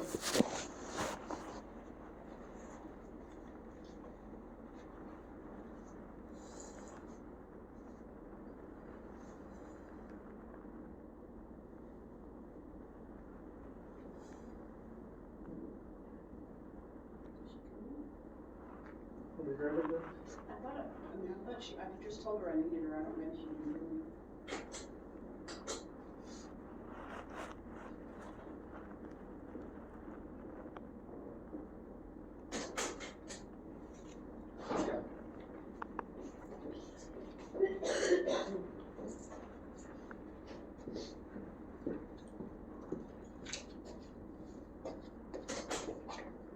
All right, we're on the record outside the presence of the jury. Sir, what is your name? Theodore Simmons.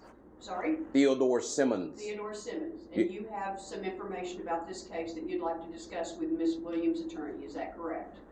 Yes, I've been trying to discuss it with him. He didn't want to discuss it. Mr. Barton, do you want an opportunity to talk with this gentleman? Yes. Okay. I'll do it over the noon hour. Okay. What I've tried to explain 4 times is that he's gonna be a witness. The rule has been invoked, and he can't sit in the courtroom. Judge, what I like to give... He doesn't seem to understand that. Sorry? But he doesn't seem to understand that. Okay. Now, if the state wants to waive that rule, that'll be fine. We're not waiting, Judge.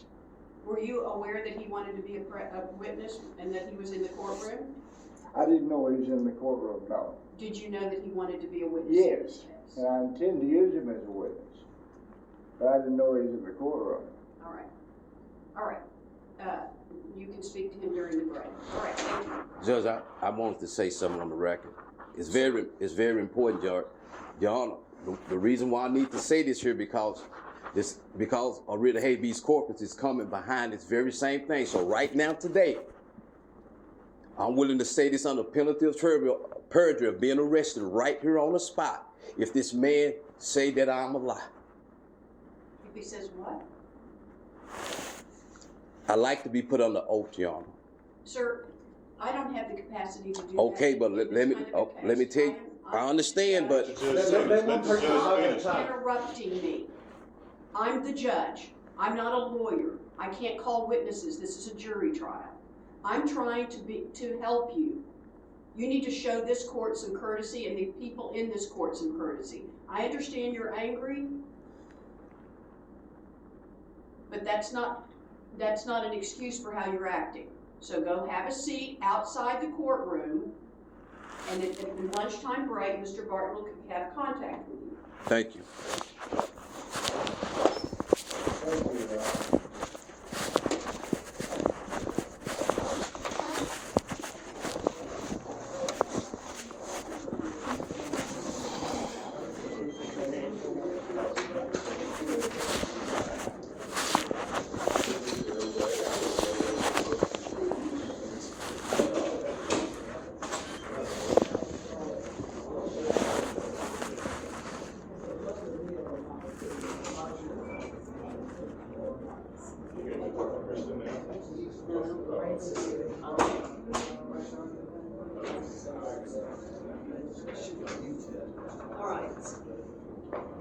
Well, that too, I don't know which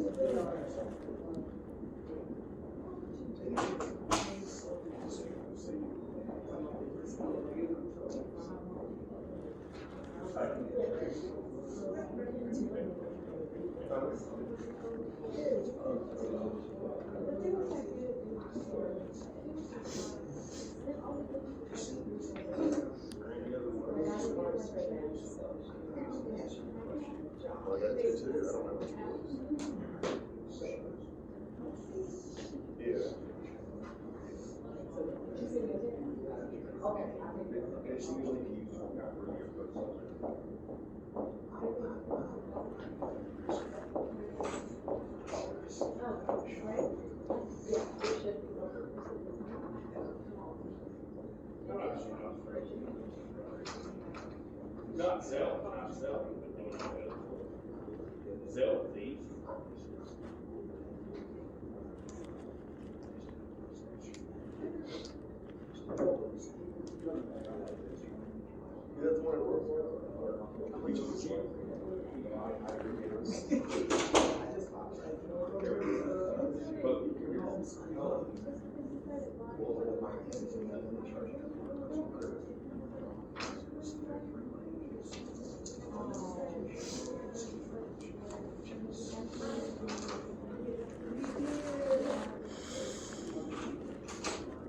That's one of the yeah.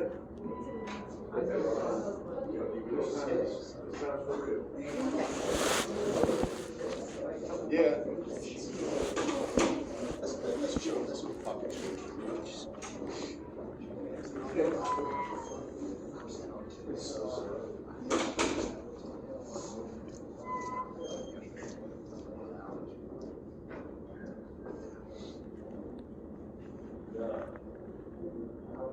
I'll look at it,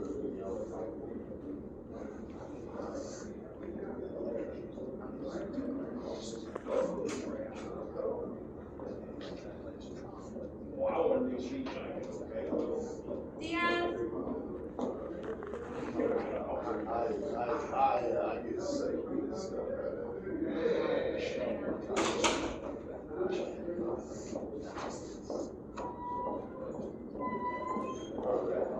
Let's go do something.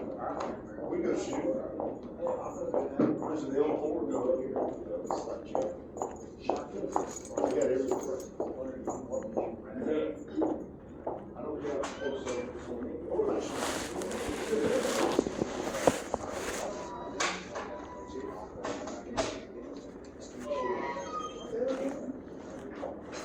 I need some break. See you.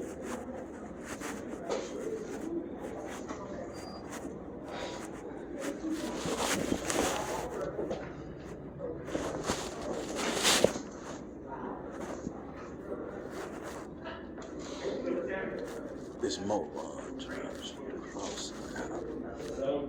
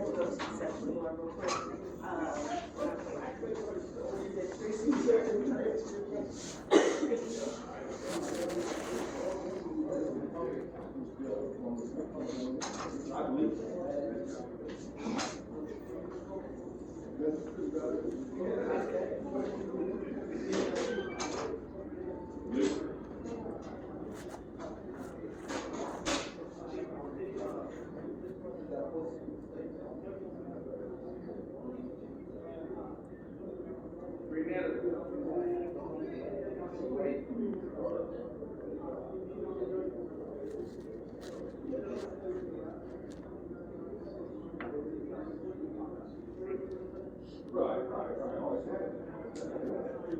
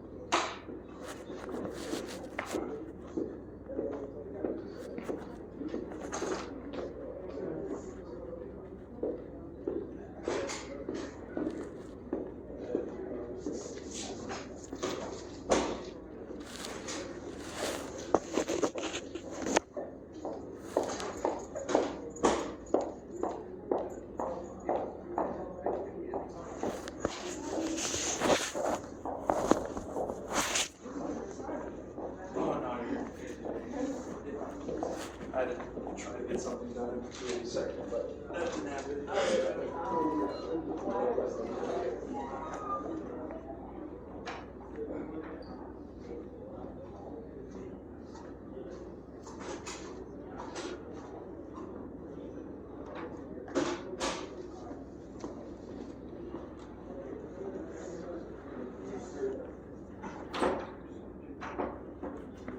You up here for court?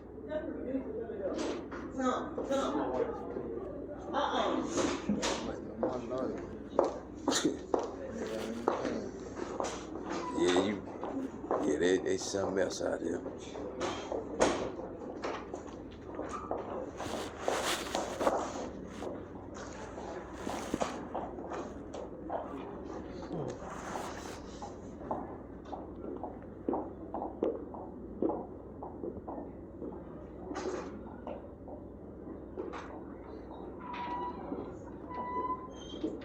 Hang on one sec.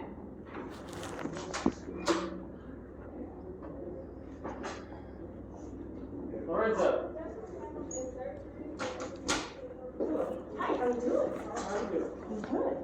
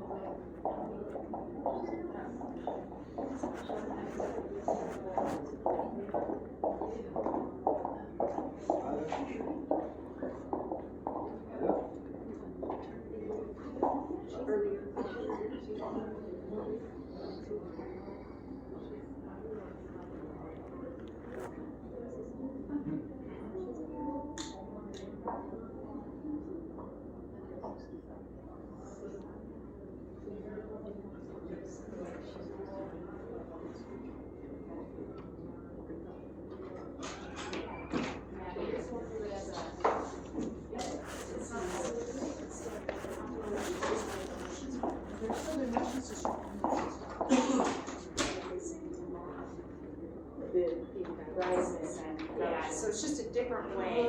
Okay. Yeah, Thank you. it's turning out to be kind of a shit show.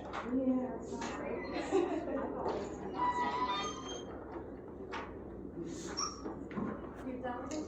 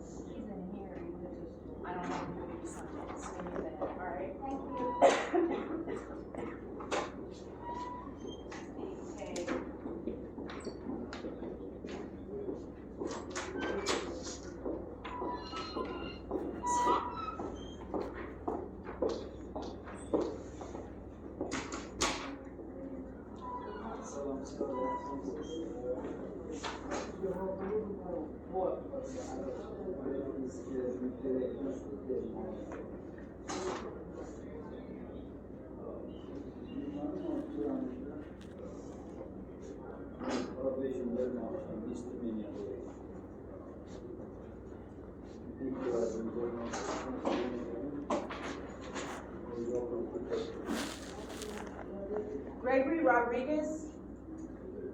Gregory Rodriguez?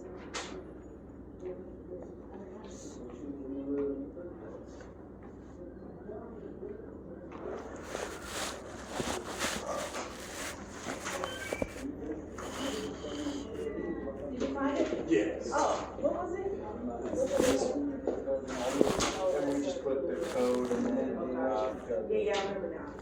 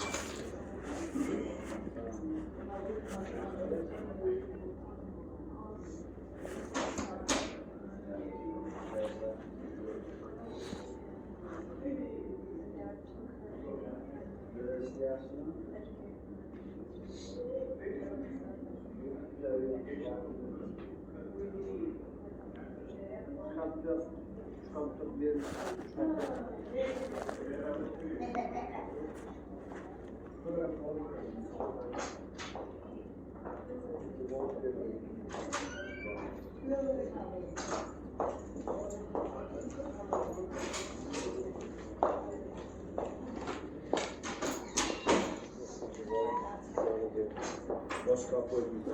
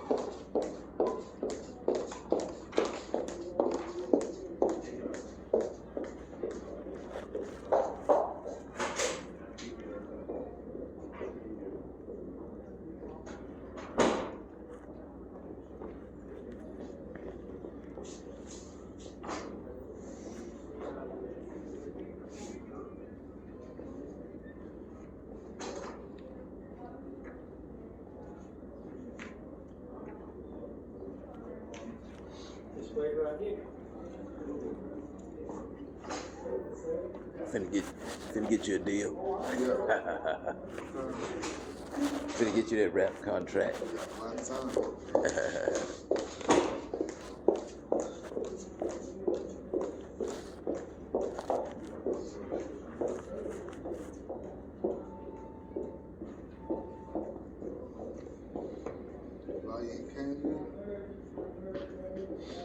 I don't need no law. Nah, came down here to be a witness for somebody, but a lawyer was trying to keep me from testifying. I know what's going on, but guess what? He done fucked up anyway.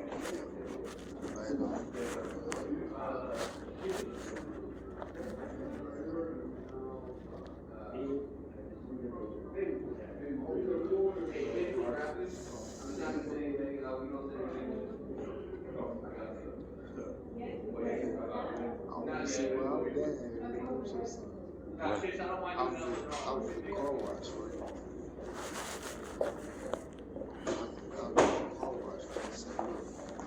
They put up in the car wash, covers put up on the car wash. They said, hey, who's out of the lists right here? You know what I'm saying? I got bad lists right here. So I said, hey, who's out of the lists right there? So I'm talking to somebody, I'm back time, you know what I'm saying? I said, hey, who drive that car right there? So I turned around and said, look, I seen him on the cover, right? So I said, why didn't you see him?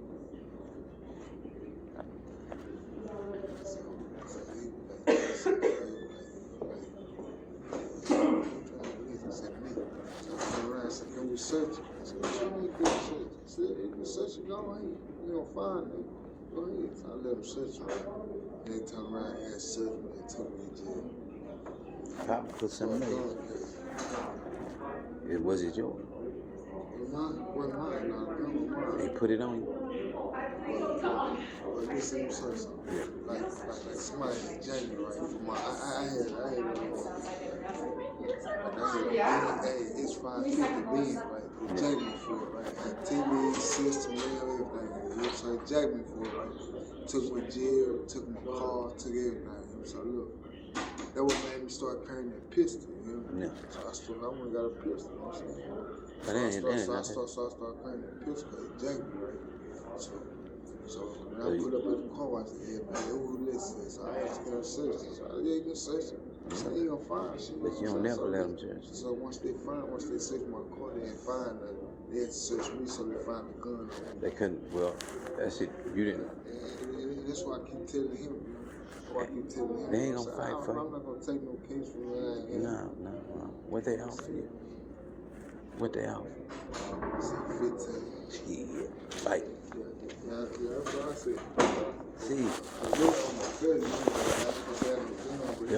that was illegal search and seizure. You lost that? But he's supposed to be attacking the fact that the search was illegal. He got to file that motion. And hey, he's supposed to file that motion for illegal search and file it and go away. But they ain't gonna do that. They don't fight for you down there. They ain't gonna fight for you. I paid him a lot of money. You should did that. But this, you gonna listen, man. Listen, you wasting your time with this cattleman. They're gonna keep taking your money because they know you don't know what they supposed to be doing.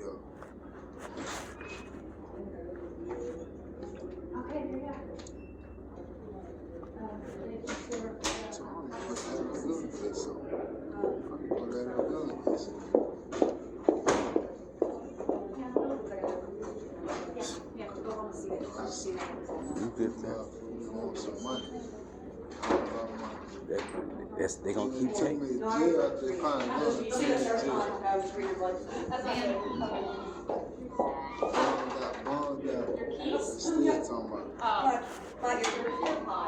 It told me I got 2 more. Oh, nice. You know. Yeah, that's crazy. You been indicted yet? They ain't indicted you. It's what they charge you with the crime. It's a form of, it's gonna have a stamp to say grand jury indictment. How many months this been? But I've been out on bone 3 years. I'm saying. But you ain't got no indictment yet. You sure you ain't been indicted? I ain't got no indictment. Well, you I ain't seen that paperwork stamped on it. So, but they have. After you make bond, they still got 6 months to indict you. You should ask them if you got an indictment, you know? You might, that's kind of odd, man. That over. You gave this paperwork to Marcia, huh? Is it what? Which one? Indictments. It happened in 2018. Yeah, there's an indictment for it. One right there. Happened 6 years ago.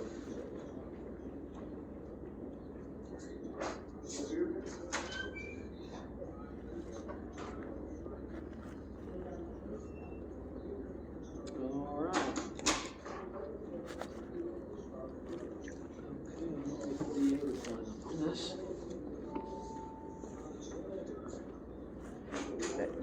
Did you ask him what you signed? Oh, I know. Let's come back to court. I know what that is. You keep waving. You know, that mean they ain't ready. Yeah, you know what I'm saying? That ain't good to keep waving. Ooh. That's how. See, he you know, I told him to run the camera back at the car wash. They ain't gonna do nothing for you. He tell him to do that. He gonna just keep taking it. Then when you can't pay this here, he gonna drop your case. That's it. Oldest trick in the book. That's why they keep passing the case. So when you keep passing the case, you're waiving your speedy trial right. You may not know it. He know it though. Because they know once you keep waiving it, it's like this here. That speedy trial is a very powerful right. And your attorney's going to always waive that, you know. Okay, so here, we're gonna come back on April 3rd. So make sure when they call you, you're talking on the 3rd. April 3rd. All right?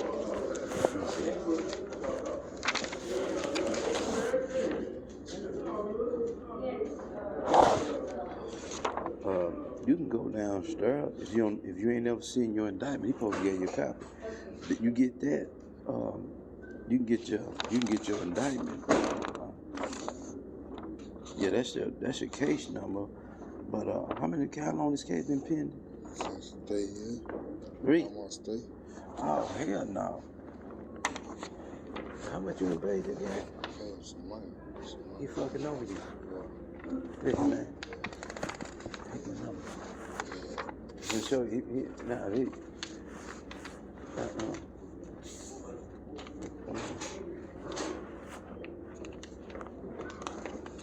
That's BS.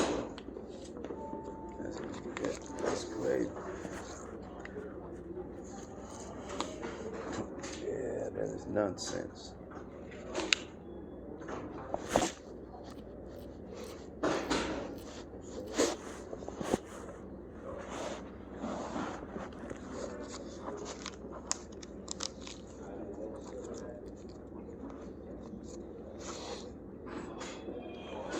Put Dean in there. D-E-A-N. No. It ain't gonna answer right now. Check it out. That is it. D-E-A-N. D-E-A-N. Yeah, man. I'll let you pay it. He ain't doing nothing. I'm gonna get it. When you do, text me that number and I'm gonna pull your indictment.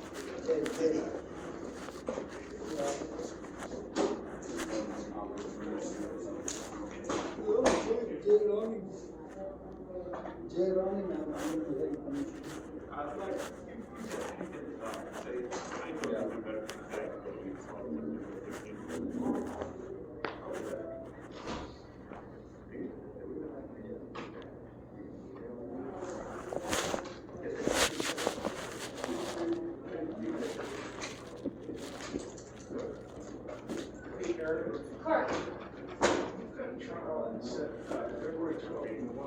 Louis Charles Washington, yeah, it's old, but it's because he's in federal custody for months, so I thought it wasn't gonna work. Well, I've got a case in line behind, and I'm just trying to figure like we did. Well, so I've got a pending forensic mitigation workup because the guy is emotionally stable. And my doctor just saw him. What day is it? Oh, it's June 17th. Good morning. She'll bring, I mean, I think that's enough time for me to. And, I mean, I'm pretty sure I'm gonna go. Well, I'm thinking if she met with the client yesterday, and I gave her record 6 months ago. She's gonna have enough to say. It's enough background, it's going in, and the co-defendants cooperating against them. It's a punishment. Hold on, let me look at the thing. What, is yours in jail too? Then You're no, going to mine's jail? off. No, Oh, Greg Greg. has. Who has it? Yeah, he says that I think I'm going, and let me tell you.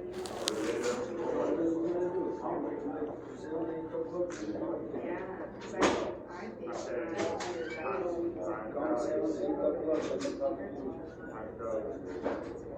Jeremy Ward. that's a good thing. Yeah, I'm pretty sure I'll go.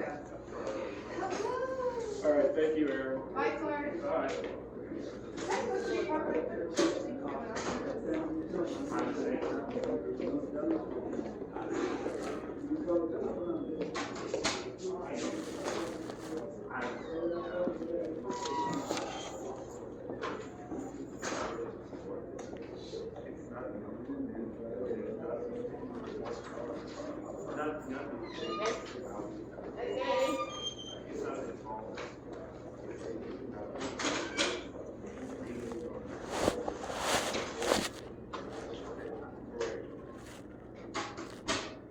Hey, Mitch, Richard Franklin. This guy won't pay you back.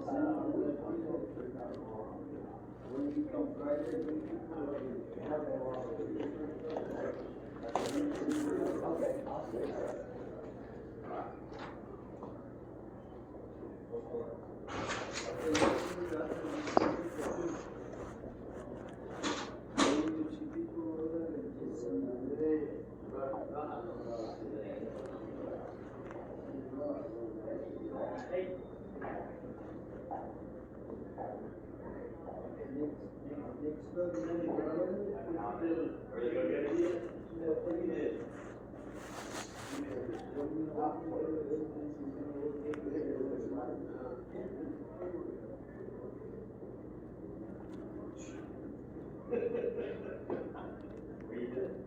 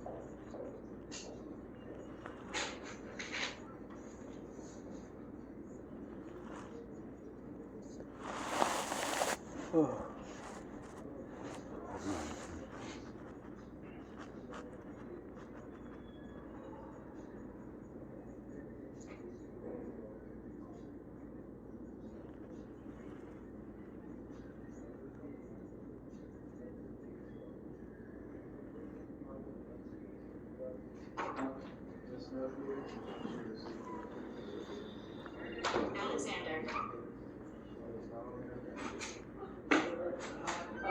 Oh, and crumbs. Okay, let me think. Where was I sitting at the defense table? Was it here? Remember at one point This is just not this guy. I'm gonna try to get you an appointment, real soon. So, you go. Sergeant Solomon, I think it's probably in CDC. I was. No, I have that one, that's also.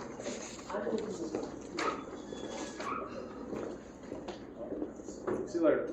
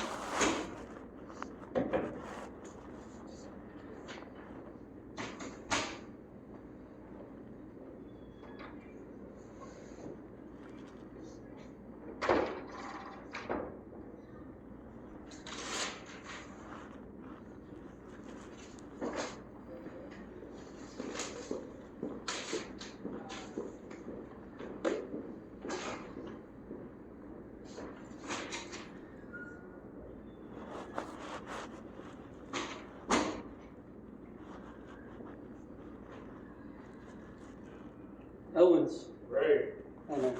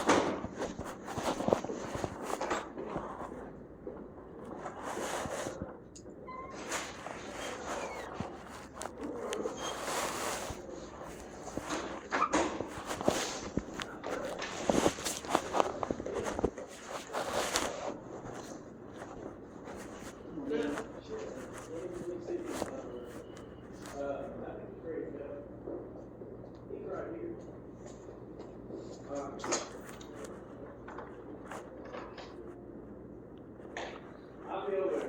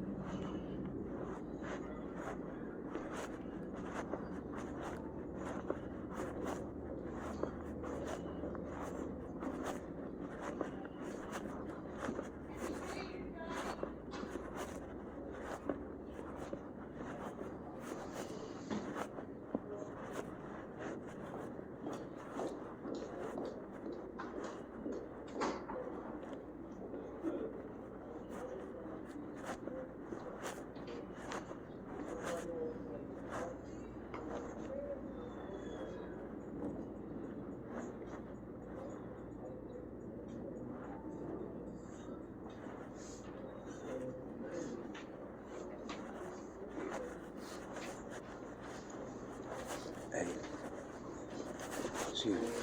Do me a favor. In that courtroom right there, right? You open it, because I'm supposed to be a witness, but I'm trying to see what's going down.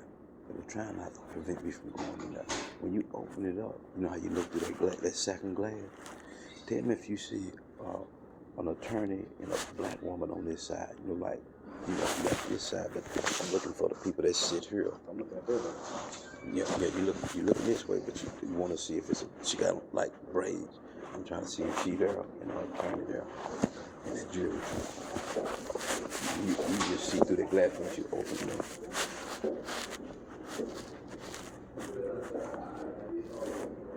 You can step up. Huh? No, not on the stand. Sitting at the table. You can go up to the door. You can just look in it. You ain't got to open it.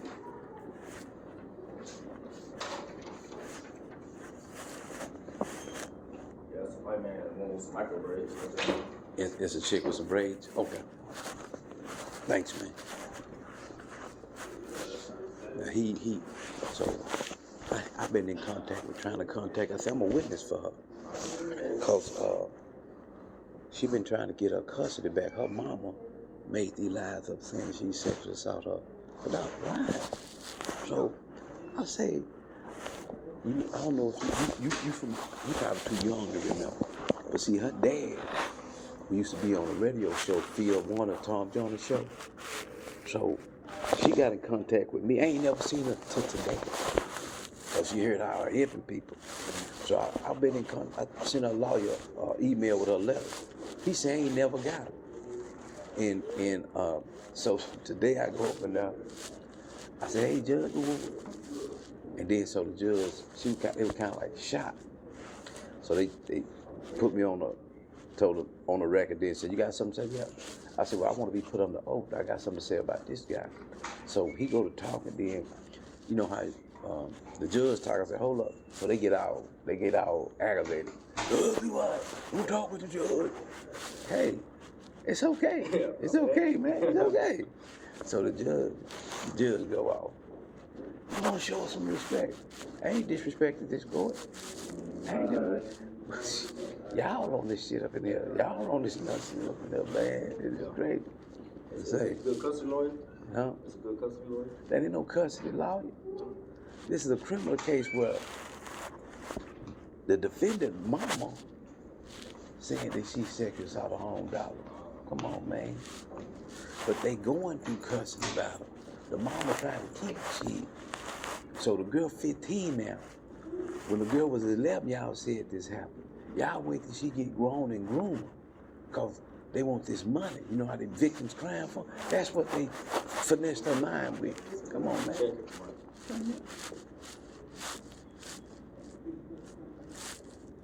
That's what it's about. Crazy. Then, this is crazy. Then the detective that she thought he didn't understand, but it's a video of her going in and talking to him. They just asked him some BS questions and let him go. Guess what's going on? Why this happened? Her lawyer doing this here. He's sleeping. Like, guess what? Guess what? I'm like, this guy up in here is asleep. And then he let the prosecutor go with a narrative. He finally said something, but by that time it was too late. You don't let the prosecutor talk a narrative. Yeah. He over there falling asleep like clearly he's in bad health. You know what I'm saying? So, dude, what are you doing? Why are you here? Then he get mad. I come out, I'm talking to him. I say, hey, man, why you ain't never filed for speedy trial? Yeah. He fool walked up on me trying to fight me. So this dude say, hold up, Bill. He don't know if he would have hit me. I would have cut off loose on him like he was somebody on the street. Don't go anywhere. We're going to try to get you done today, okay? Okay. Would have cut off on him like he was somebody on the street. I'm like, okay. What do you get? I asked him, do you got any of her witnesses? He say, yeah, I got some witnesses. No, you don't.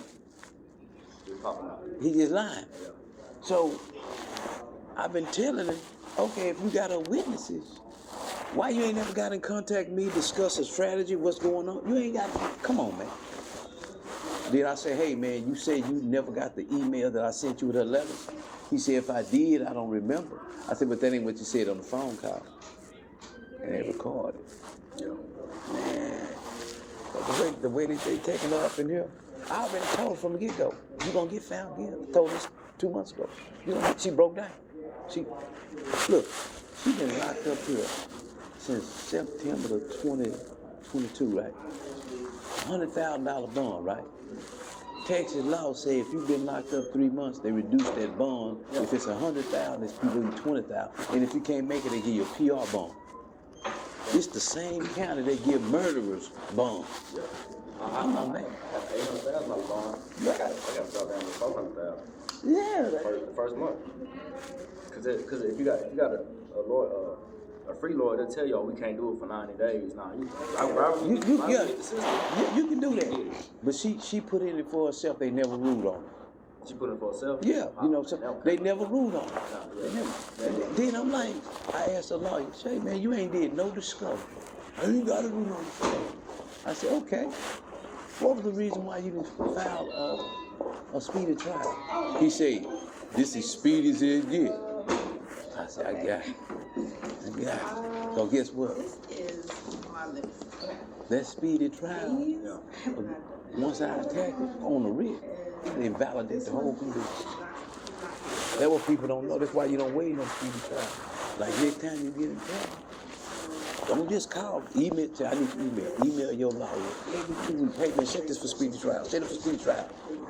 Keep telling them, set this for speedy trial. You can do this. But if they wait too long, you can get that over time. That's what they don't like. Give them too much time that they're going to do what they want to do. This is what they did with us. Give them too much time. I'm like, man. Your lawyer got to be. This got to be quick. He can't be no pusher. Yeah, see that my lawyer right there. That say, I was for one time finna go to jail. He calls people. I'm signing 5 years probation right now. How much? How long? 5 years. That ain't bad. Go to finish. He signed for 6 years TDC. Say what? My co-defendant, he signed 6 years TDC. He didn't want to fight it? He didn't want to fight it. Huh? He was gonna take the trial. He had a good lawyer too. He just They had the evidence? yeah, he had the bad end of it. He got the bad end of it. Yeah, that's true. Okay. Same way, they got caught. Messing cat. He got my number while they say he remember. And who this guy right here, they still know him. They probably come get me a witness. They taking so long, that's why he come out to see that prosecutor. So what's going on? Check this out. They going to Wise County, right? Drive 50 pounds. Listen, you know, that ain't it. Other stuff, like looking at life. Check this out. He called me. I told him one day. It already been pending 2 years. I hit him. I shut it down. It was loud. Oh, okay, thank you. Dismissed it.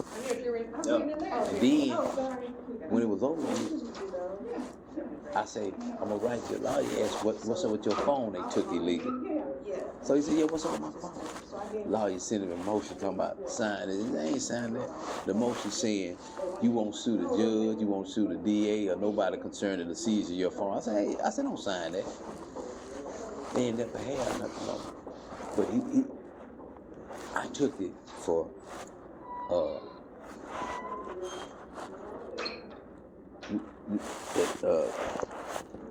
know how Curious George, that first letter. Yeah. That's what I do it for this. He said, yeah. I said, man, I ain't trying to. I said, so his lawyer kept talking about. I said they were trying to trick him because the indictment was due. You probably don't know what it, but the indictment charged him in a way that if he go to trial, he'll never get out. So I shut that down. I say the indictment defective. His lawyer said, I ain't nothing wrong with that. I said, yeah, I spelled it out. There it is. So I'm gonna have to get up. I see something going down. So see they got them cops up there right now. All of a sudden, I already see what people complain. It's strange now. You know what I'm saying? Because they know I got the goods. So. Sticky situation. Yeah, man, listen. If you get a chance, man, you go to my station.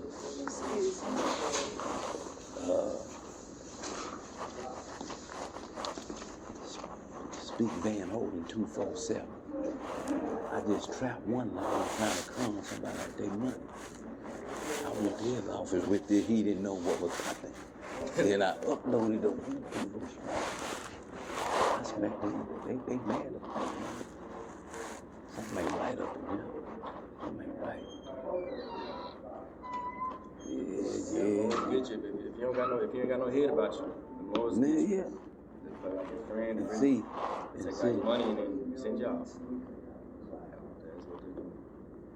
The one I got this car still. You don't put it. Yeah, you got to. You get them like that. You don't want the bathroom to come. Yeah, see, a lot of them take your money, won't do nothing. Like, oh boy, he was here. Boy say he pushed me. Boy, he don't pay this fool a lot of money. This been going on 3 years. Pistol case. But illegal. See, they searched him illegal. Well, people don't know. Man, I can help. Hey man, something ain't right up here. See, I can't let him get the video. So, something ain't right. So I'm gonna have to go. I'm gonna have to bail on it because it's all the way I can protect. Yeah. You know what I'm saying? Yeah. Cause they ain't telling me. They done pulled them YouTube. She done told them about the YouTube video up to the cussing the judge out and everything. Oh, yeah. Go to speak. When you get a chance, when you go to chance, go to Speak Man Holden 247. Speak Man Holden 247. see, I'm already peeping the play. I'm peeping the play. Say, I got it. They know I can get that cash reversed. But this is what I really need too, baby. Yeah. Yeah, they sure will, No, man.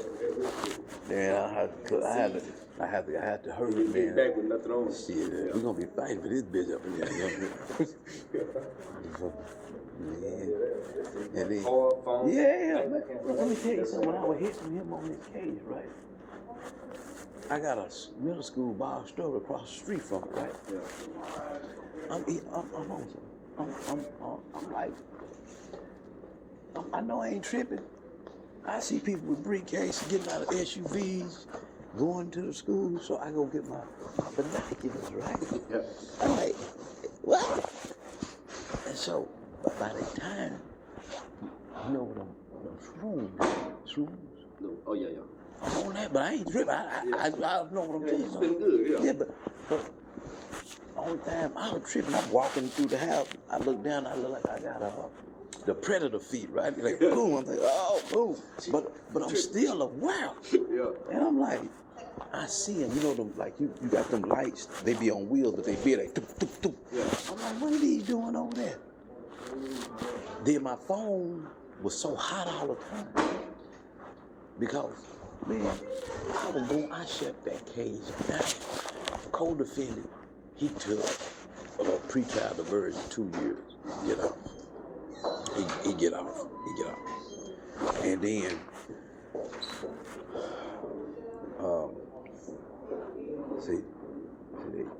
I had him shaking. He get that. So they kept trying to offer him the same thing. I said, he don't want that. So before they set it for trial, they kept trying to say, we still got the offer. I said, he don't want it. He don't want it. Look how he looking. See that bitch come out there. Yeah. See, they don't really want me going back and be no witness, because I wouldn't be out here this long. Okay?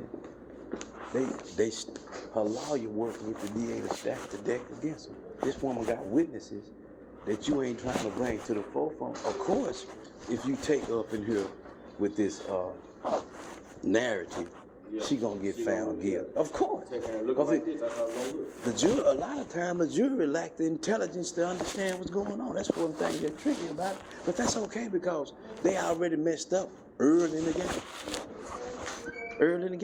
That trial shit's scary, man. It's like this, man. I tell people, when you charged with certain crimes, under no set of circumstances, ever plead guilty to it. Because it's just gonna, certain crimes mark you for death for life, to where you can't live certain places. It sets you up for the same accusations in the future. So now, if I'm gonna go, I'm gonna go fight. I ain't finna lay it down. Yeah. It don't make sense to do that. That trial, man. Yeah. I mean, he was gonna get the trial today. Well, he did a good deal right there. Then if he was looking at if they had everything they need, that's the best thing he need to do. Yeah, there wasn't no way around now. Yeah. The only way there. How long was it before they indicted him? Did you know? If you.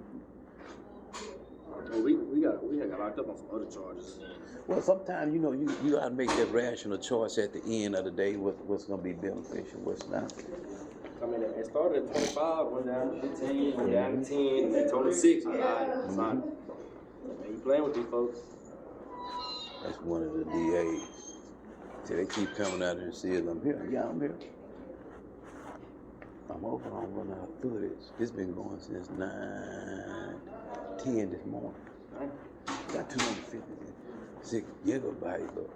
Oh, there's not too much time, man. You dealing with that, man. Okay. What time you got? I get here at 10:30, but I know, and I'm with my hair today, so I know I have to have a judge, I gotta have a DM, I have a whole bunch of people to be ready. But I know we're pretty cool with you folks. So. Yeah. That's all I'll tell you. You gotta get white folks cool with the other white folks.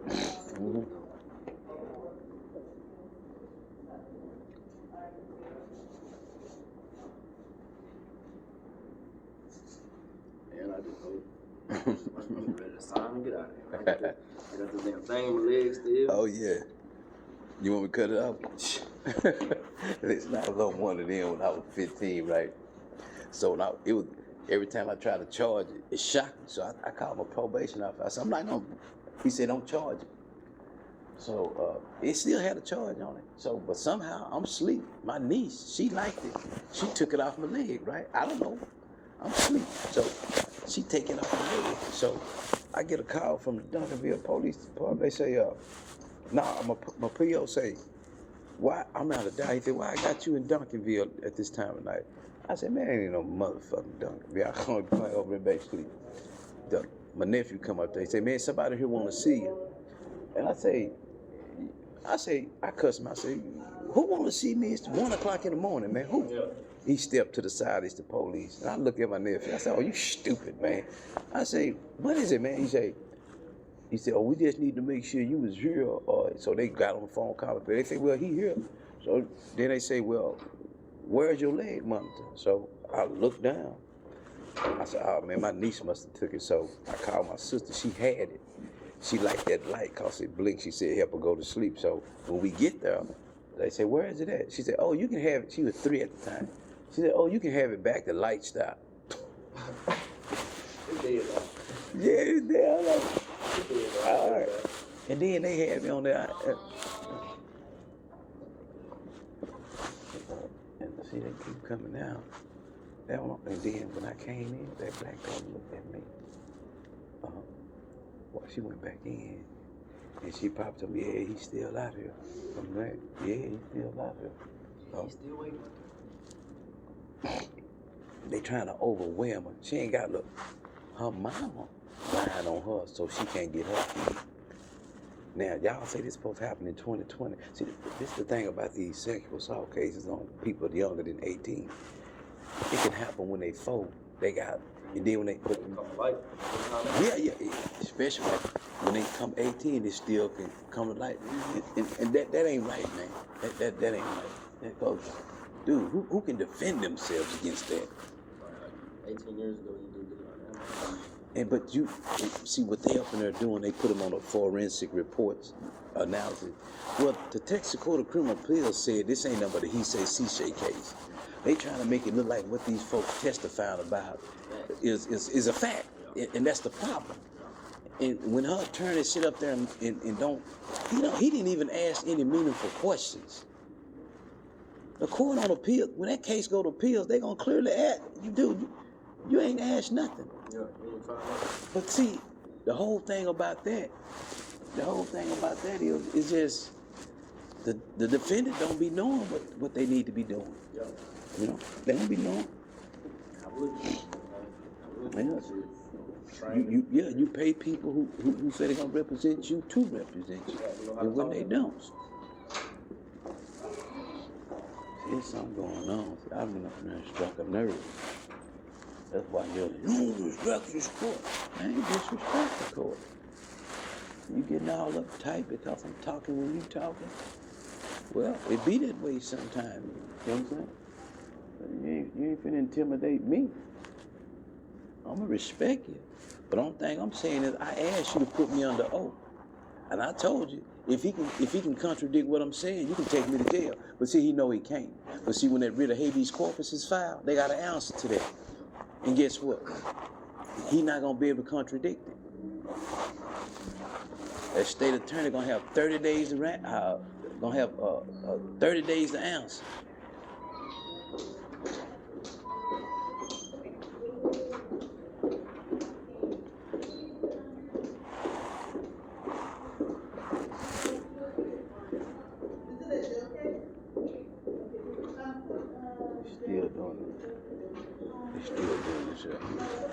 See, this different. Y'all even don't want this. I know they ain't still putting on witness for the prosecution. And the crazy part about it is when I look at the docket on my computer at home, and they confirm, they say, well, the judge say, who is the outcry witness, meaning they say we ain't got now. Well, the outcry witness is the money. So y'all don't, man, this dude here is out of there.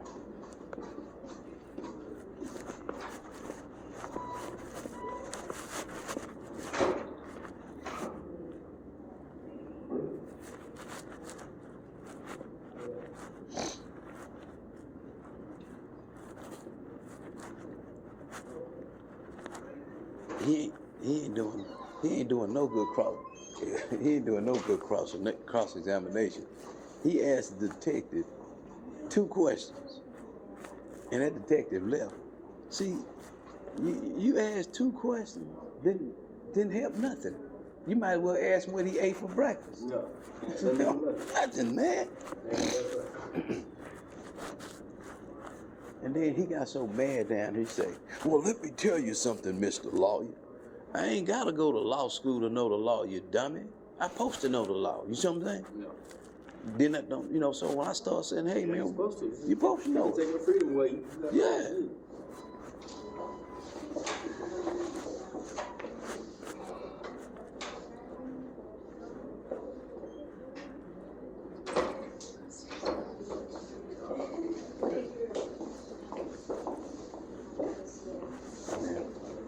Check this out.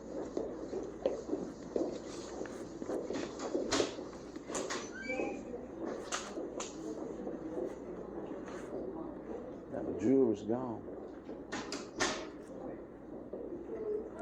What they Everybody's leaving? taking a break. It's 12 o'clock. Mm-hmm. Probably taking lunch. You're taking free lunch. If they taking a break, I'm gonna see if a lawyer come out here. The chick, she just left, her daughter just left out her testifying, had tears in her. Mama coach, been coaching this girl since she was 11 years old. Come on, she just got wiping her eyes. I call her grandmama. Her mom say she making that up. Got on there. Yeah, because if you got somebody that young, you coach me. Yeah. Now here it is, they taking a break. This town ain't came out here to see me simp. You know what I'm like, well, I wonder what they come up out of there for. Have a good day.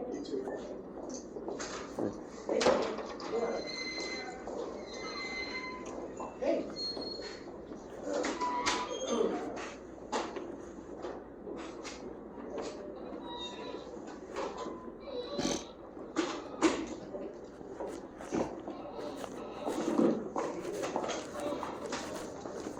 Yes, sir. Have a seat. Who you want? Okay, have a seat. Go ahead. Why don't you come on over? I'm right, I'm fine, right, go ahead. Who will do about it?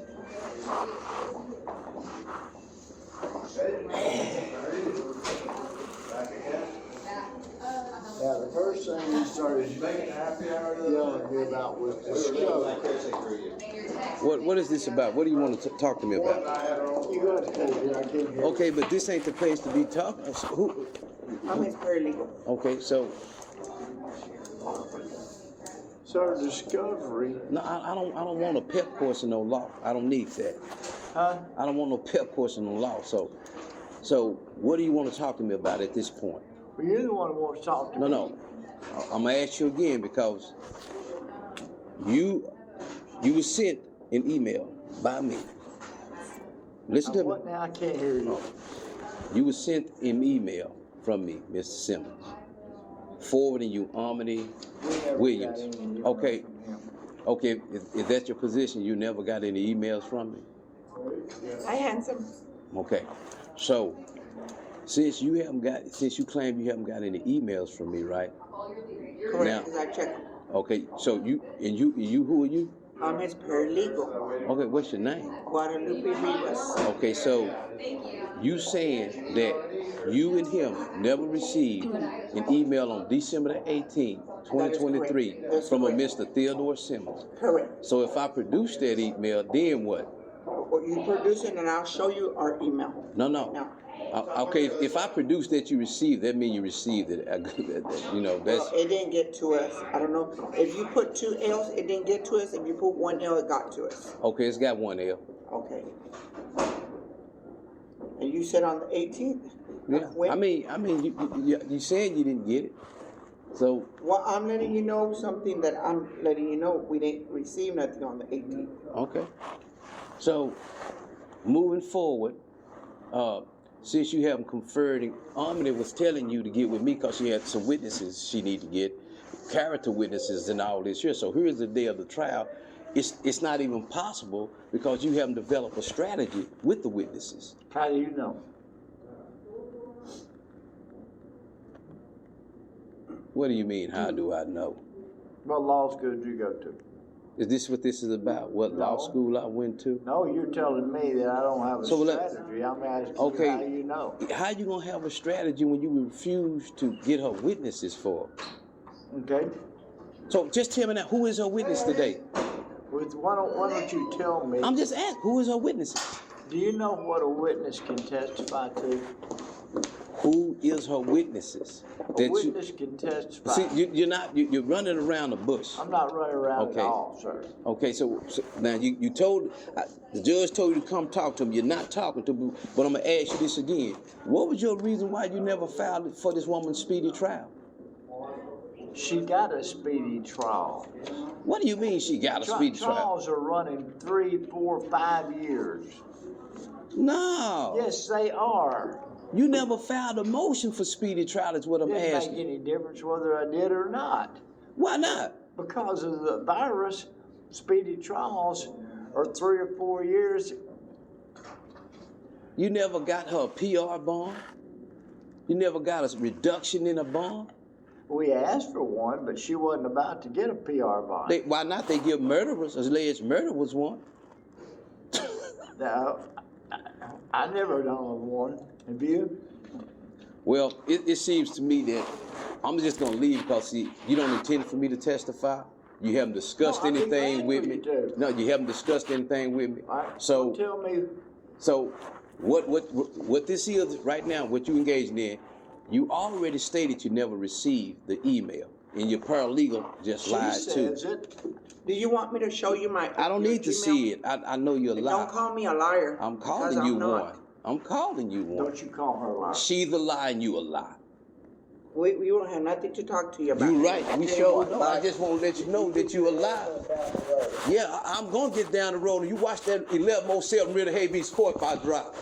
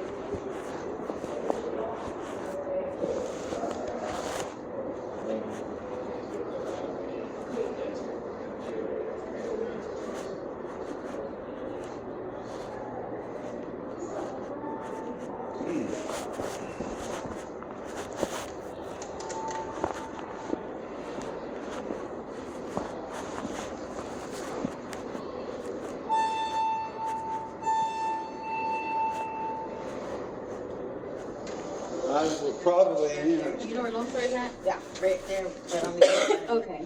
beginning of Irving. Yeah. I think that's Story. Yes, Story. Oh, kind of in there. Irving Third Cops don't play. floor. I hate Irving Cops. Hi, how are you? All right.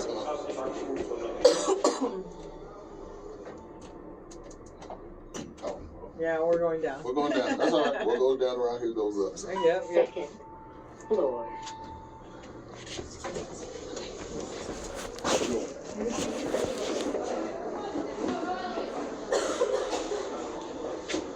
You attorney here? Mm-hmm. Ain't nothing wrong with that. First floor. £4,000, that ain't bad. All right.